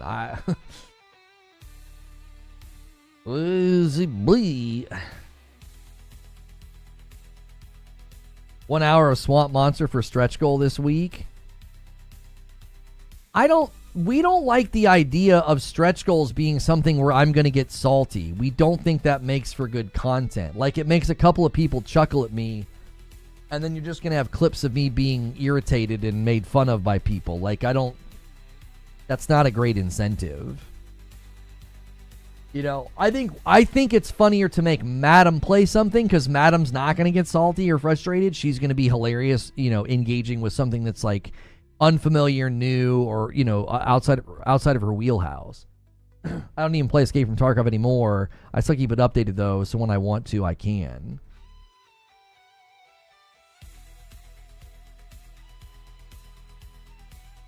I didn't realize they had quit doing majors and having a competitive scene. I'm not sure what you're talking about. Ravenous Gojira says, I'm not opposed to Bungie delaying Marathon, but I would like to see the progress between the alpha and when the beta comes out before saying one way or another. Do we know how old the alpha build is? A stretch goal to make Lono try and dunk. I can't. I would need a a trampoline and a step stool. You know what I mean? I can't dunk.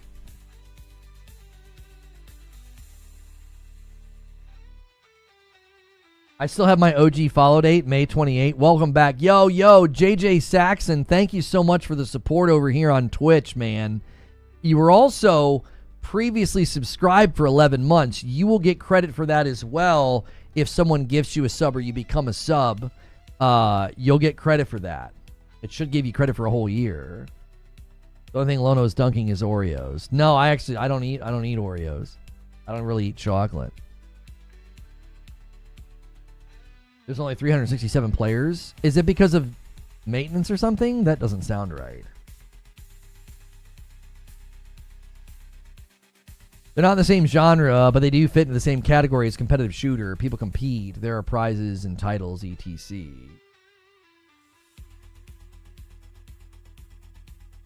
and improved health insurance. Let's also exclude goals that are likely to kill the streamer. Yeah, like trying to dunk.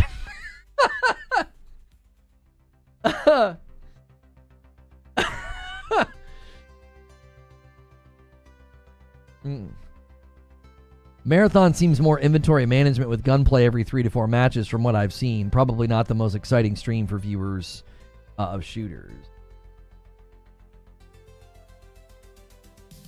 What do I think about the upcoming Predator movie or the Alien TV show? I don't have anything to say about them. I've not paid any attention to them. Yeah.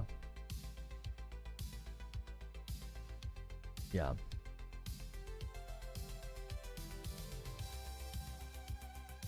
This live show? That's right. Lono Pug, Lono Aim. That's right.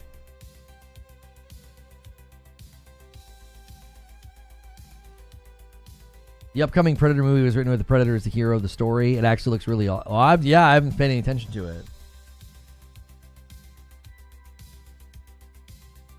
it. Raffle command. We're not doing a raffle. Gunplay every match. Otherwise, my stuff wouldn't get taken in the alpha.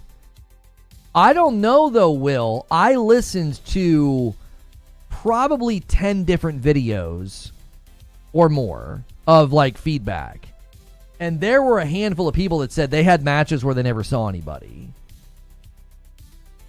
Stretch goal. Lono gathers 100 members and we charge a gorilla. You don't eat Oreos and there's something wrong with you? I can't eat chocolate without having...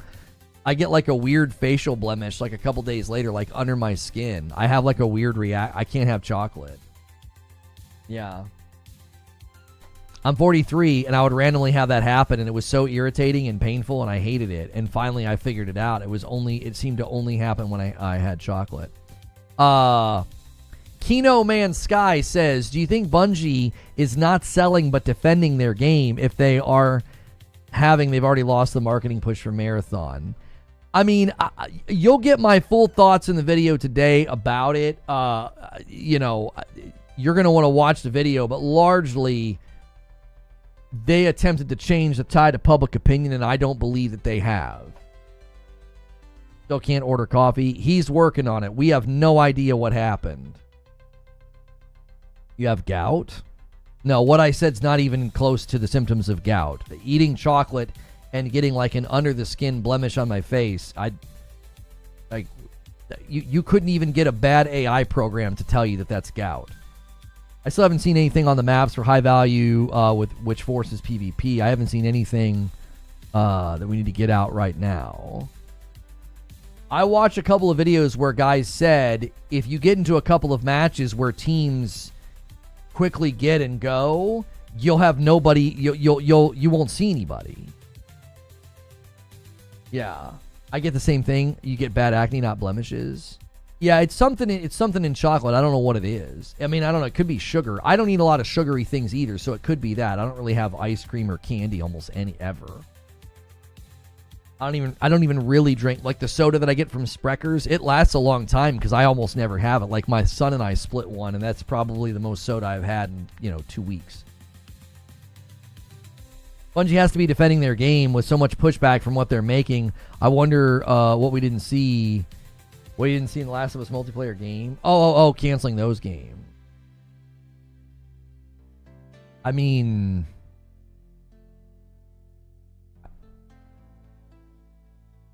I wouldn't say they're defending their game, right? I wouldn't say they're defending their game. I would say they're trying to contextualize it, which I think is totally fair, right? I think it's fair.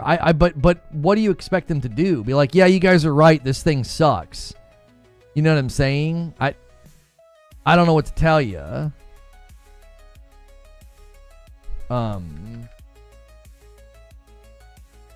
I don't expect them to be like, yeah, you guys are right. We screwed the pooch. This thing blows. I think they're trying to contextualize it. They're trying to be like, well, it's early and it's new and they seem, to their credit, they seem passionate about receiving feedback. To their credit. I mean, they deserve credit for that. They do. The devs have to be devastated? I would say they probably are devastated, yes. Because, you know, this is not something that you want to see the result of your hard work. You know what I'm saying?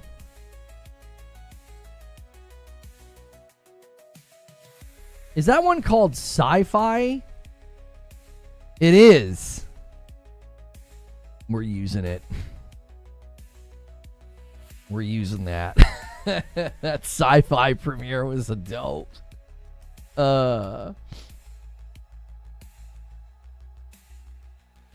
They should have known better. This is the We're Listening developer. The question is, actually, are they actually listening? I addressed that in my video coming today as well. I talk about the fact that, to their credit, yes, they are receiving feedback, but I talk about the range of feedback they're receiving. So, if you guys are watching on YouTube, make sure you have smashed the like button. Let's set our sights on 300 likes. If you're watching on Twitch, make sure you're following the channel. And if you're a subscriber to my channel, you'll never see an ad. So consider hitting subscribe on Twitch or using your Twitch Prime. Even you guys that watch on YouTube, you can throw your primes on me. They're removing aim assist for mouse and keyboard. Is that permanent? Is it going to come back and be a little bit weaker? Ashton says, it's like Creature said, you could see the social media guy's disappointment on his face as he was monitoring the feeds during the stream. I don't talk about that particularly, but I talk about, what they thought was going to happen from the live stream, the showcase, and the debut, for sure. Do you think player data and behavior will be used more aggressively to personalize gaming experiences through AI? I mean, not currently. I think AI can be very good at probably gathering data and then potentially organizing said data, but you still have to have somebody to interpret the data. So you could have all this data that says nobody's going to this portion of the map. Well, this section of the map must suck. Or it could be there's a slight visual barrier that makes it seem inaccessible, so people assume they can't go there. Right? Like, you need somebody to interpret why that's happening. Well, why is nobody going over there? Why is nobody using this weapon? Why is nobody doing this? Right? So, like, you could get really good data from AI that is able to just gather and organize and say, here are the heat, and they already have this largely. Here are the heat maps. Here are the guns that are used the most. You know, you can get all that sort of information from player behavior, but then you need that to be interpreted. Why is everybody choosing this operator over that operator? Why is everybody choosing this gun over that gun? These are all things that have to be interpreted by a real person that can somehow get to the bottom of, like, what's going on. Have a nice day, everyone. Thank you, Godkiller.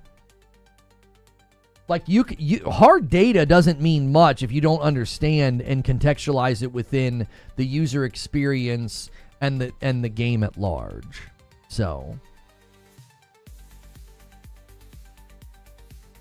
I'm still not over the fact that Dustbloods isn't coming to PlayStation 5. Gravely disappointing. I would hold on to your hat there. I would not be surprised if that game ends up on PlayStation, Xbox, and PC 6 months later. That doesn't seem like a permanent exclusive, if you want my honest opinion. I'll be shocked. I will be shocked if Dustbloods is a permanent exclusive to Nintendo. That would be shocking. From a business perspective, I have no interest in that game. I don't think that's a permanent exclusive. The real question is if they actually listen or they'll run the PR, our game failed to excite audiences and blame marketing. I don't think when the guy from Concord said that, I don't think he was blaming the marketing. I think that's a really bad faith interpretation of what he said. That feels like intentionally malicious. I felt like that guy owned the fact that their game failed to excite people. He wasn't like, our marketing sucked. He's like, no, our game failed to excite people. It's obvious. Like, I don't feel like he tried to sugarcoat that. I think people have such a hard-on for hating Concord that no matter what that guy said, it was going to get interpreted in a negative way. That feels extremely intentionally like bad faith. Yo, what's good, Eric? You know what I'm saying? Like I don't feel that. I don't feel like, oh yeah, he was out here making excuses for Concord not doing well. Duskblood is Extraction. I don't have any interest in it. It's Extraction. I thought it was. Is it Extraction? I thought it was like a PvE game.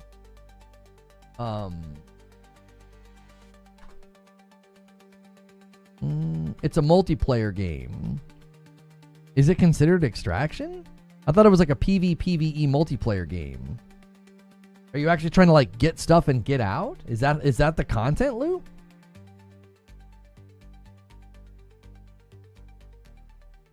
It's an Extraction. Oh, well. I love FromSoft Souls games, but I'm not excited for their online games. Not even sure if I'll get Night Rain. It is interesting that they're suddenly like having a go at the multiplayer online thing. Aren't you getting loot and trying to leave? Yeah, I guess. Who spoke about Marathon? A Sony official? What are you talking about, Lobo? Where? Bungie has responded and said they're going to address one of the key components of criticism, which was the aim assist on PC. We'll see. Guys, nobody yet. This is probably the longest we've ever had with a stretch. I have not had to gift members on YouTube or subs on Twitch. We'll see who the first to do it is. It's we're off to a slow start. Everybody's kind of holding and seeing. Let's see who can take that crown first. You guys have been crushing it week to week. We've been having those great celebration streams on Friday nights. Those eventually will be sub-only on Twitch, though. Those streams with my wife on Friday nights are fun. You guys missed out. If you weren't there this last week, we had her playing Oblivion. I think the recent string of more multiplayer and online-focused games by FromSoft is them gaining insight into eventually making an MMO.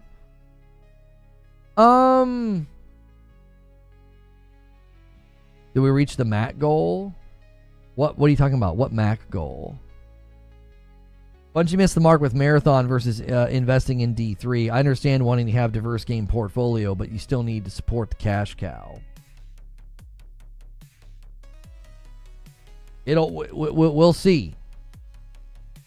We'll see if that ever if Destiny 3 ever for the subs goal. Oh, like Mike on the mic dropping a 50 bomb? No, he threw down a gauntlet and we stalled out in like the 500s, which is totally fine. Like that's still an amazing achievement. Yeah. My biggest concern for Night Rain is that Miyazaki's not involved. I fear that they're just trying to make some money off the Elden Ring and Dark Souls 3 assets. I think they looked at player behavior in Elden Ring and knew they could sell something like this because people really do enjoy playing games like Elden Ring together. The seamless co-op mod is pretty popular for Elden Ring on PC. So I think there's market demand for it. There are people that want to play a game like that for sure.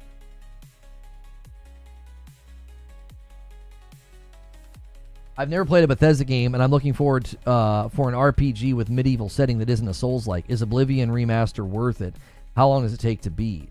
The Oblivion Remastered is as big as you want it to be. I mean, you could probably sink 100 hours into that game and not even break a sweat. It does have some stuttering issues on all platforms. Its performance on PC has some, from what I saw some pretty severe issues being reported. I had a great experience on the PS5 Pro, except for open world stutters. Everything else seemed pretty good. So I think it's a very high quality remaster. On the surface, it looks like a remake. A completionist run of Oblivion's like 200 hours. Yeah, so yeah, you could hit 100 hours in that game and not even break a sweat. You're just playing it and just living in that world. Yeah, you easily could. It's like 40 hours just for the main story. That's not surprising. Like, it's a very, very dense game. I mean, I could sense it just from the opening. I was like, good golly, this is a game that you could easily get lost in. Like, you could spend a lifetime in here. So I asked a question about this, about Oblivion, on Twitter. I said, Oblivion Remastered, it's graphically stunning. Do you think Elder Scrolls will look like this or better? This guy says better. The new creation engine looks amazing, especially when it's in its handmade areas. The lip syncing is also much better. By the time Elder Scrolls drops, systems will have more power. He's got some screenshots from Starfield that, I'll be honest, I don't think are that impressive. I don't think these look that great. Yeah, none of this looks to me that great compared to what I saw in the Oblivion Remastered. The sections of that game, I don't know. Yo, what's good? Ula Tech with 27 months. What's up, Lono? Is it true we get Marathon instead of the Tlu multiplayer now that I play the no return mode, which makes me sad? Thank you so much. And that bumps the member line to 13 on YouTube. 13. I still have not had to gift members on YouTube or Twitch yet this week. Skyrim is better. I get the real hardcore RPG folks prefer Oblivion, but the systems in Skyrim are infinitely better. It's probably just a matter of preference of like what you think a game like that how it should be designed and how it should run and operate. I like Starfield, just not the NPCs. They are off. I don't know. I mean, he posted some screenshots. I didn't think they looked that great. I mean, they looked fine. They didn't look better than what I saw in the Oblivion Remaster. Like the Oblivion Remaster, textures and lighting and the environments, I thought they all looked incredible. Again, you got to contextualize it. Like, for what that game is setting out to do, I thought it looked incredible. Afternoon, what's good, Mardude? How are you? Yeah, the issue with The Last of Us wasn't Bungie. It was Naughty Dog. Naughty Dog didn't want to turn into a live service studio. What's the opinion on Marathon? Not great. From everything that I watched, and I watched a lot of videos, their position in the market has not improved. I would argue that it's worsened. I have a video coming in about 40 minutes about the topic over on YouTube, so make sure you're subscribed to YouTube. That's where the video is going to premiere, which I actually need to schedule the green room as well so that premiere can redirect to it. I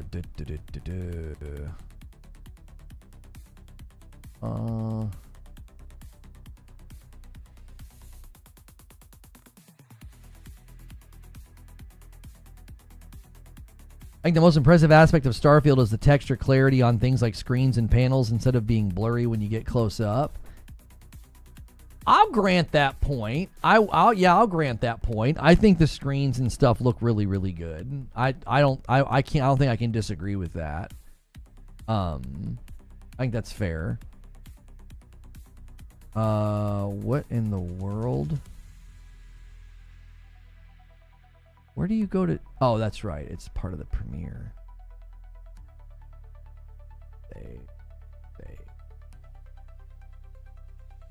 Are you signing up for the Arc Raiders Alpha? It's apparent people respect your feedback on games. I don't like signing up for things that I can't stream. So generally speaking, I don't really do that. I'm just way too busy. I'm too busy to work for a company that, you know what I'm saying? Like, that's not a game that's ever going to be big for us. Like, if there was a potential game that I thought could be like, hey, this could be a special game for us. Like, let's say there was some up and coming like live service looter shooter and they wanted me to play their alpha and give feedback, I would consider it. I'm not working for that company. I'm too busy. It's like, you guys can figure this out on your own. It's not even a game I'm going to do much with. It's like, I'm too busy to give them hours of my time and then feedback, and then I can't do anything with the footage. So it's like, yeah, I can't do that. I can't afford to do that. I've got very limited time. I'm trying to roll credits on games. I'm trying to play new games. I want to be able to talk about the games that come out. And alphas and stuff that are under NDA and you can't stream, you can't show it to people, and especially an extraction shooter, it's just not for me. Like, I have made zero efforts to get into the Marathon Alpha because I have no interest in playing it and making streams or gameplay or anything like that. My feedback would be so tainted by bias, mainly because I don't play games like that, and it's better for me to listen to what everybody else is saying and kind of gauge, you know, what it is they're trying to do, or what it is people are hoping to get, or what their expectations are versus, you know, delivery of product, what their feedback is. 40 hours seems fairly typical for a single player game. Huh? What kind of single player game though? Yeah, because when he says 40 hours sounds like a very long game. Yeah, it depends on the game. I mean, I'm getting close to 40 hours in AC Shadows, and I mean, I'm having a good time. That's the only reason I'm still hanging with the game. For AAA, that's not necessarily true. I don't think I've played a lot of single player games that don't get beyond like 20 to 25. 40 makes sense for games like RPGs. It makes sense for games like, you know, like the big open world, slightly bloated games like AC. But 40 for non-RPGs, I don't know, for open world. Yeah, you kind of have to specify, because I've played plenty of narrative-driven games that aren't going to get beyond 20 to 25 hours. You know? God of War, Spider-Man, FF7 Remake, to name a few, were around 30 to 40. I guess it depends on the type of player, though, right? Because there's plenty of people that could play God of War and Spider-Man, and they roll credits at 25 hours, roughly. So it depends on the player. Because, yes, in a game like God of War and Spider-Man, if you're doing a bunch of the side content, you're going to get to 40 hours without even blinking. You're going to be, you could even surpass that. So it kind of depends on how you play. Some games, I don't want to do all the side content, and other games I do. Spider-Man 2 took me 22 hours. Yeah, see, I think that kind of comes down to the style of play. Just my 2 cents. The first ever AC game was Odyssey. Oh, your first ever. I just played it and completed the main story in around 40. That's actually kind of fast for Odyssey. Right? God of War and Spider-Man are 90% padding. I mean, that's not true at all. To say that 90%, you're saying the overwhelming majority of those games is padding. That's just factually untrue. That's not even a matter of opinion. That's just not an accurate representation of those games. No, that's false.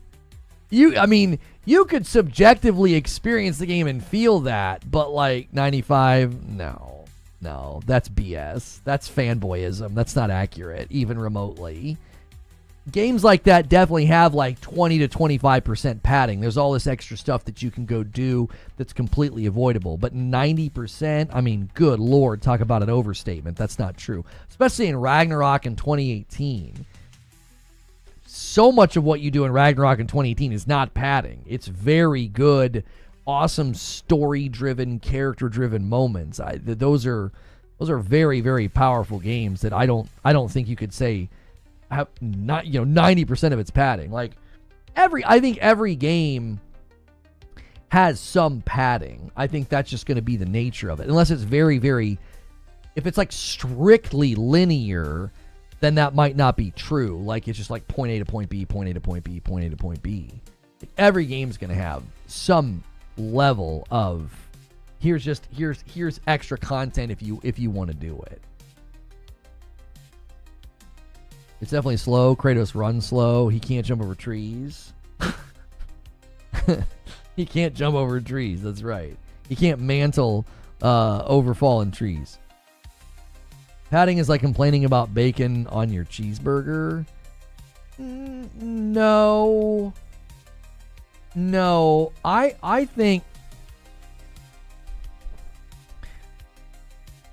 I think that when you play a game and you feel like every town, every village is like here's a chase mission. Here's a fetch quest. Here's somebody who lost an animal. Here's somebody who needs you to find materials for them. Like, that can start to get really old because it's a very gamified game at that point, right? It's a very gamified game. You're like, oh, okay. It's not like Discovery where you're playing a game and you go to a new area or a new town and like there's new things to do within that context and biome. It's just it can start to feel very copy paste.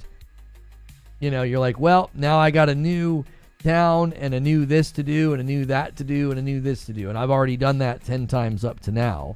That can really, really start to, I think, grate against, your sense of completionism or your sense of, wanting to check boxes, because you start to feel like, am I just kind of running in a hamster wheel in a snow town now instead of a beach town?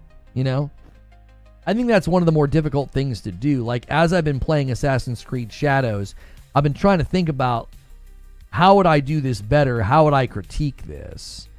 Running into every new section of the game and being like, here's all the things I've already done with a higher number next to them.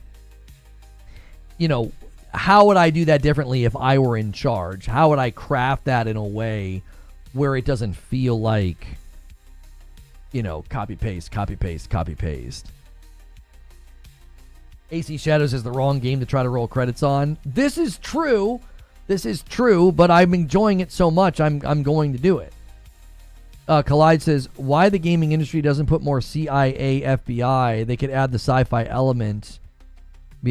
Oh, man, can you imagine an X-Files game sort of in the vein of like an Alan Wake? That could be really fun. That could be a really, really fun game.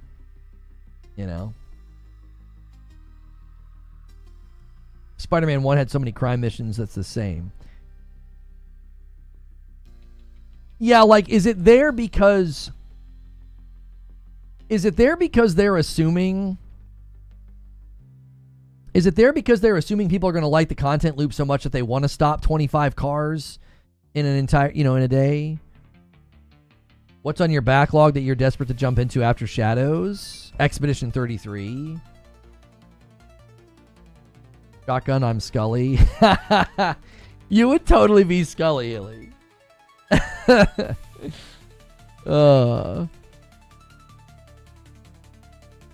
You would.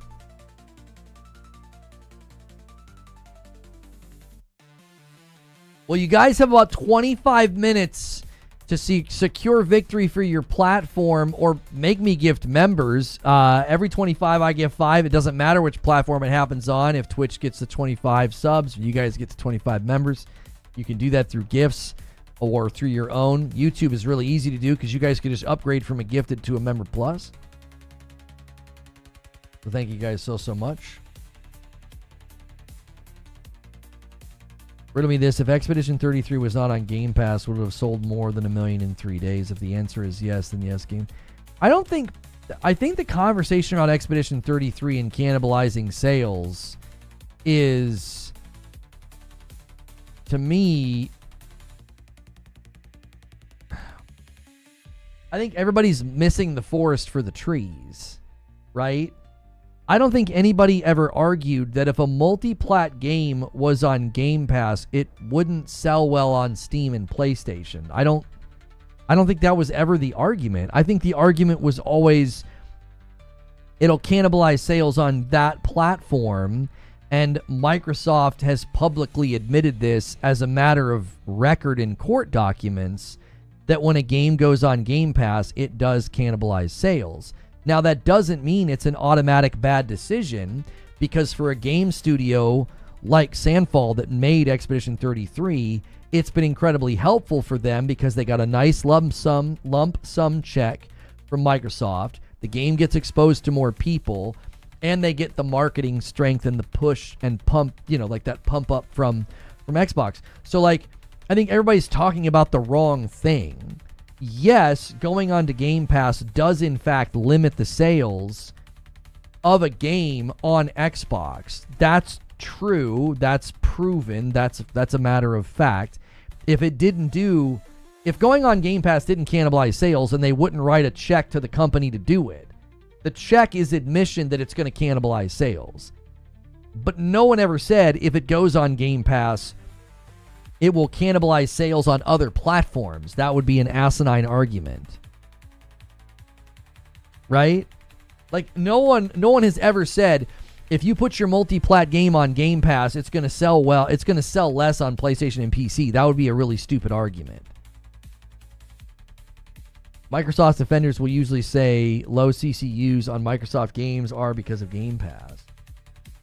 I think Expedition 33 made the right call going on Game Pass because I don't think their game was going to appeal to the Xbox crowd. I don't think that type of game, I don't think a turn-based game that looks very, very RPG or JRPG inspired, I don't think it would have sold well on that platform. So exposing that platform to your high-quality game, your new take on turn-based combat, I think was the right call. I think they did the right thing. It's where they haven't announced player numbers. Why would they do that? They announced sales. They announced 1 million in sales. Why would they have to talk about players? Expedition 33 is a shockingly big game. It's brilliant, but because I binged it, I felt the burnout and slog, but that's my fault. Yeah, you got to have self-control or you'll hurt a game. You will. You'll hurt your experience of a game 100%. They get a set payout that mitigated some risk. Yeah, I feel like everybody's just looking stupid arguing about this on Twitter. Like, they made the right call. It helped the studio. It 100% will limit the sales of the game on Xbox. Like, all these things can be true at the same time. Like, I don't get what people are debating. I don't. It helped the studio. More people have played it. More eyes are on it. They're hitting crazy sales. No one ever argued that if a game went on Game Pass, it would hurt the sales of the game on Steam and PlayStation. That's never been an argument. I bought Expedition 33 after playing it on Game Pass. I think that's what players should do. I think when you benefit from Game Pass and you get exposed to a smaller studio's game, I think that should be one of the first things you should do is you should buy it. I get not wanting to buy the big AAA bangers. Maybe you don't finish them. Maybe you don't like them. Maybe you try them out, right? Maybe you try out the latest Call of Duty that comes out this year, and maybe it's just not for you. Maybe you don't like it or whatever. But, man, if you're vibing with a smaller game, that's what you should do. You should 100% buy the game. I think Microsoft should add a tip the devs button on Game Pass so you could have the opportunity to support the devs. I don't like the idea of bringing tip culture to gaming. I think that's a very bad idea. I hate that phrase, like, tip the devs. No, it makes it seem like a charity effort. It shouldn't be a charity effort. It should be an effort of response to value. I got so much value, I'm going to buy this. You know what I mean? I like this. I think this is a game that should get support, you know, through my purchase, through my monetary choice. I don't like tipping. I think that's... I don't like the psychology that would bring with it. That just feels like a very that has a term with so much baggage. I think it'd be far better to just say, listen, you know, and this is on the devs. The devs could say, listen, if you really liked our game on Game Pass, a great way to support us is to purchase the game. You know, Game Pass is a great way for you to get exposed to something that you ordinarily would have skipped out on. You got to play something that you now have fallen in love with that you may have skipped over. You know, you could show them some love by buying a copy. I think that's a fair outlook to have. If I have to pay for my food standing up or clean after I eat, I don't tip. I'm not having a tip discussion with you guys about restaurants. I bought the $10 more expensive version of the first Berserker for early access days after it launched because they did such a great job. Also, I bought Liza P after beating it on Game Pass because they killed it. Sven says fair. Yeah, that conversation always goes off. Sven. That one always goes off in left field. I think of it as I pay for more of what I want. And Jaddix with the first member bomb of the week. It has been quiet out here on YouTube. You guys showed off last week, and we're at 18 members just like that. Are you guys going to make me pay? Are you guys going to make me add members to the count or not? And that does bump the count over here as well. See if Twitch decides to answer back. Twitch has been very, very quiet on that front. And then somebody went crazy during a Madam stream on Friday. I was like, well, this isn't the time to score points, but I take the support either way. Putting Expedition 33 on Game Pass is a win. Oh, it's a win-win. Low risk, they get a check. Yeah, I think debating Expedition 33 on Game Pass is just so unnecessary. I don't think it's necessary. And a 5-bomb from Siriu. He says, let's keep it going. He's like, we can't not make Lono give some members. And there it is. Just 2 away from me owing you guys some members. And another 5-bomb from Pat Puck. We got a 5-bomb train coming in. Look at that. This is the YouTube. This is the YouTube that we know. This is what we know.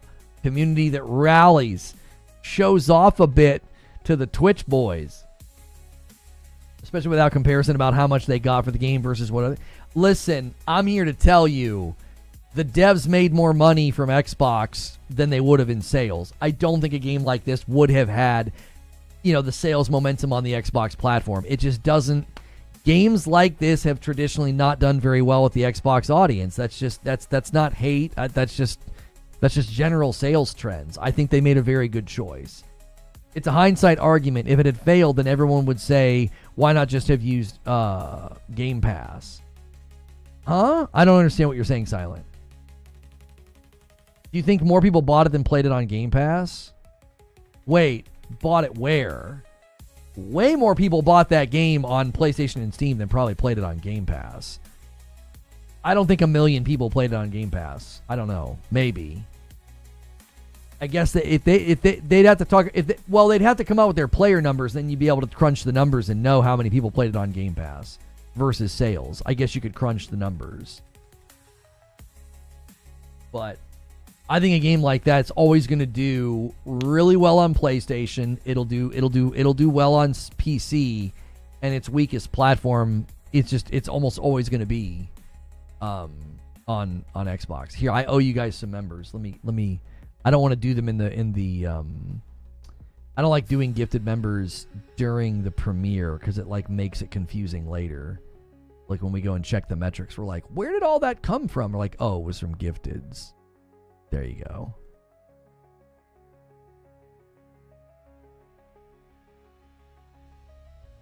You tried it on Game Pass, you're going to buy it on Steam. The devs deserve support. A lot of people aren't going to do that, and that's totally fine. I would never shame anybody who's like, man, Game Pass is a great value. I'm not going to go out of my way to buy games. I think that's totally fine. I would never shame anybody for doing that. I do think it's one of the weirdest flexes in gamer culture. I think gamer culture, having people in it that brag about how little they spend is weird. I think that's just always been a bit of a weird flex. So Steam had a max of 128,000 players. That was yesterday. So there's 780,000 out there somewhere. That's not how concurrent players versus 1 million sales work, Silent. They could have sold 400,000 copies on Steam, but the concurrent player count only hit 121. That's concurrent player count you don't subtract their player peak on Steam from 1 million and you're like, oh well, all the rest of those must have been on PlayStation. That's not how that data point works. My issue is that with Game Pass, it's not Xbox. I agree that they wouldn't have bought it without Game Pass, but having it on PC games is where it hurts because those people would have bought it. I don't know about that, Corey. Steam is pretty big. And Steam users prefer to buy and own things in Steam. I don't think a bunch of Steam users clamored to Game Pass for Expedition 33. I don't think you get to 121,000 concurrent players on Steam that way. Everybody should be happy to save if you give people the option to save. Yeah, I don't care if you save money and you're frugal. It's, to me, I've always thought the flex of like, well, yeah, we don't spend money on games here, you know. I think that's just weird energy.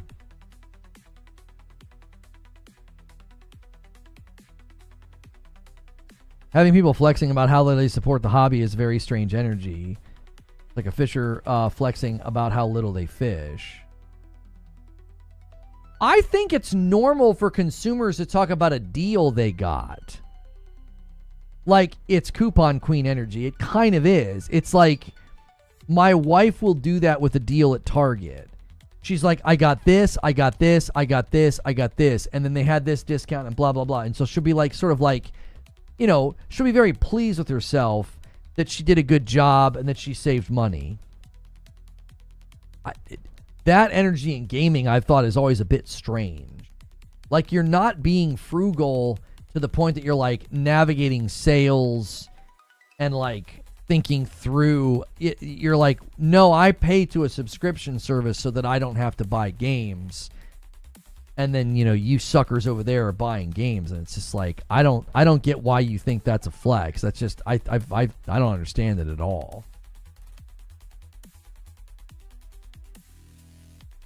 It's one thing to save money and get deals. It's another thing to use that as a flex on people in a superior style.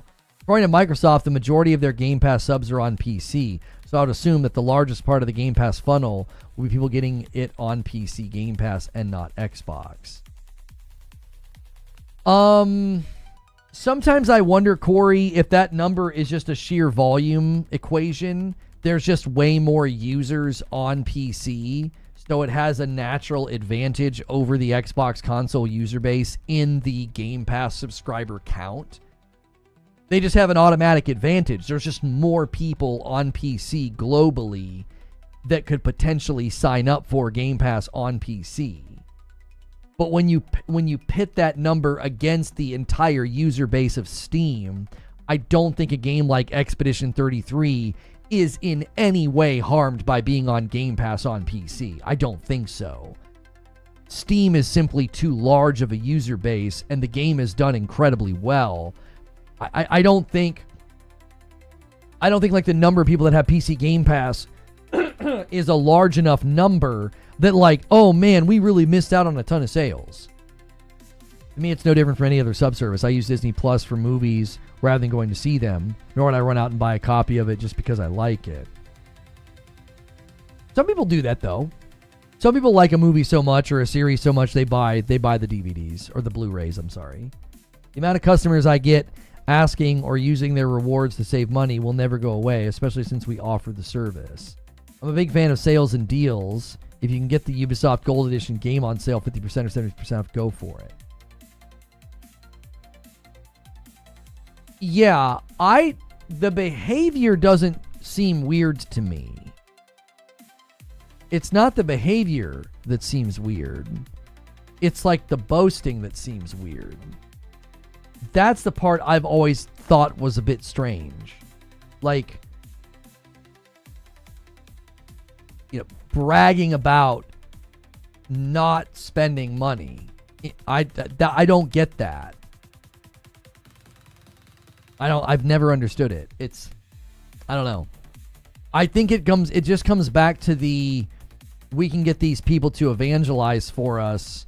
And I think as a brand, they've got people basically, that's what they're doing, right? They're like, they're cheering for their brand. And like, that's the last thing they can cheer for now is like that. Well, I don't have to spend money. You do. Yo, what's good, Nightfire? Good to see you over here on Twitch.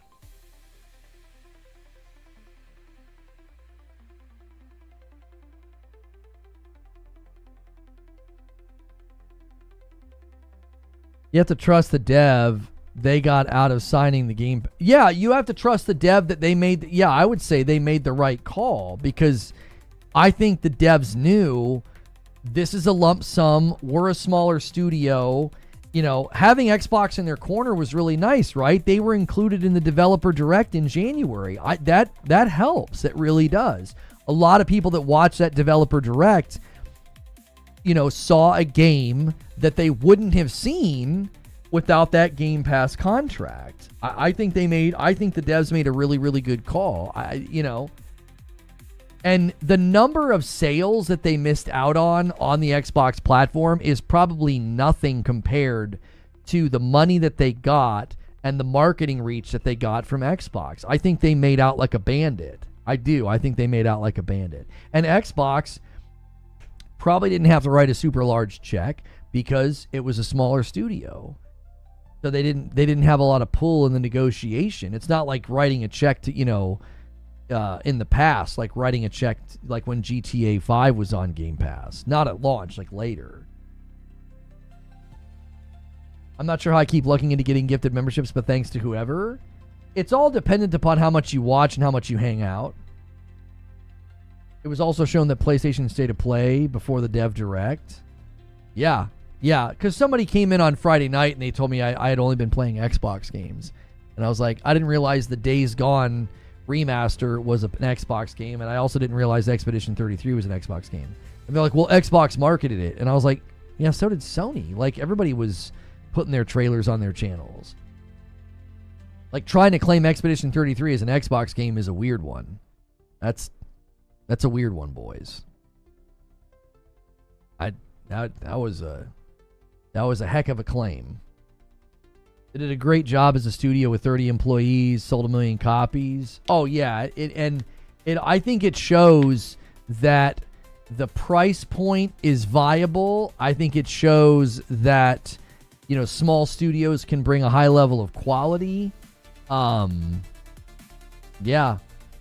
I think they did great. I think they did very, very good. I think this is going to send, ripples and shockwaves through the gaming landscape, and devs are going to say, maybe a smaller studio, you bring the quality, you bring the AAA level of quality, since you're smaller, you can afford to charge $50 or $60, and that's compelling in a market where games are getting to 70 and 80. I don't think the 70 and 80 is as dire as people have made it out to be, because it's going to make space for, other studios to hit a smaller price point. Yo, and Stone Spire, I know what Stone Spire's going to do. He's going to bump this member count to an even 30. He's going to do 2 singles, and he's hoping that he can tempt a 20 bomb to 50. I'll owe you guys more members over here on YouTube, Twitch. Every 25 subs, I give 5 subs to the community, so you guys can go crazy as well with your own trains, your own gifteds. We're working on a sub-point goal over here.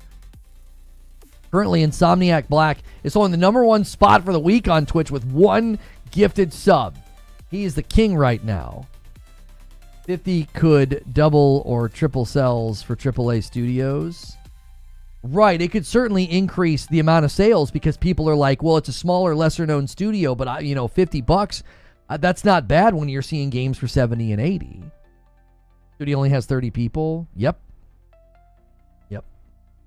That 1 million sales splits kind of nicely. If they, however they do it, if they had any kind of royalty shares or anything set up for the people that worked on the project, they are probably having a very good Monday. They're probably having a very good Monday, celebrating and clapping each other on the back and saying, we believed in this, and we got it. It worked. They pulled it off. Can I take a moment and ask you to beg for Marathon to be available on Wine, MacOS, Linux, please? Marathon on Apple makes financial sense. I don't think their goal right now is to try to get it ready for other platforms. I think their goal is to try to get it ready for launch. Like, I think that's the issue facing them. I don't think Bungie's like, oh man, we better get this thing ready for all these other platforms. I think they're trying to get the dadgum game ready, period. They've got work to do, man, and they don't have a lot of time to do it. I would not be surprised if internally there's an air of panic at the studio right now. I mean it. I do. I don't think there's enough time. And I don't think you're going to change I have a video coming in 5 minutes about this, and I really hope you guys check it out. I'll put a link in chat. You guys on Twitch can come over and support it. We'll be back for Green Room after that. Eventually, you're going to need to be a subscriber to my Twitch channel to watch Green Room. You guys on YouTube, you guys know the drill. If you're member plus or above, you get to come to the Green Room. But yeah, I'm here to tell you. I don't think you're going to change public opinion with new maps and a ranking system. I think the public opinion ship has sailed. I think they're not in a great spot. So my video is coming in just 4 minutes. How many relevant games are dropping into Game Pass yearly? Is Game Pass subscription really that economically beneficial for gamers who want to choose what to buy and what to skip? I think this year is going to be the greatest year for Game Pass this gen. If you're more in the vein of like picking and choosing what games to buy, it doesn't make any sense. You would just wait for reviews, streams, YouTube, and then you'd pick your targets very carefully. And you'd buy like Expedition 33, and then maybe you'd wait, and then you'd buy Doom, and then you'd wait, and maybe you'd buy, Borderlands 4. Like, you'd be more, choosy, and you'd save money.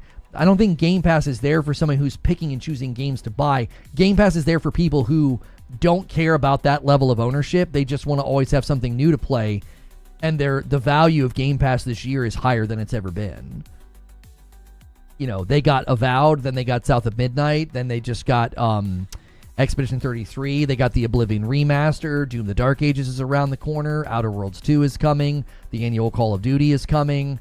I mean, this is tall. It's very, very tall and substantial offer this year from Game Pass. It's it's undeniable.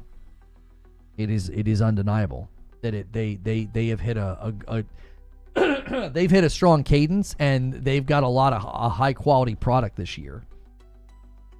Thoughts on the new Doom? It looks slow to me. It looks like everything that I love in a game. Tactical, measured, intense, parries. I love every second of what I've seen. You can turn the speed up, by the way. You can control every square inch of that game. So if you feel like it's too slow, they're going to empower you to turn the speed up. So I don't think speed's a concern. If that's a concern, you can turn the speed up. Yeah, Blueprints was on Game Pass as well. Yeah. Glad you can speed it up because it's what they've shown seems slow AF. There are people, according to one of the devs, that slowed the game down even further, but they made every projectile lethal. And then there are people that have sped the game up. And so it's very much giving people the options, to kind of, craft their own experience that they want to have. Because there are definitely people that don't like the speed. And that's fine. I think that's fair. I think it's a fair piece of feedback, given the speed of Doom 2016 and especially Doom Eternal. It is fair to be like, man, that looks slower. I don't know if I like that. I think they knew that was going to be feedback, and so they gave people the option. All right, I'm going to spam a link in chat. You guys on Twitch, we haven't done this yet. I need your help. Click that link and come over to my YouTube channel and watch this marathon video. We'll be back momentarily with the Green Room. That's where we plan shows and stuff. But click the link in chat. You guys over there on YouTube, you can also click the link in chat. And that will take you to it. Redirect does not always work, okay? So you guys on YouTube, I don't want to hear any belly aching about redirect not working when I provide you with the link in the chat. You just click the link. You don't got to rely on redirect, okay? So my title of my video is Marathon Just Stop. There's a variety of things that I think people need to stop saying. And I think there's some hard decisions for Bungie ahead. And 20 bomb comes in from MASH at the buzzer. Holy mackerel. We're now at 50 members at the tail end of this stream. And we're about to go over to a premiere. This insane man. I'm going to owe you guys 5 members. I'll do it tomorrow. I don't have time for it now. The premiere just started. I'm sending you guys over.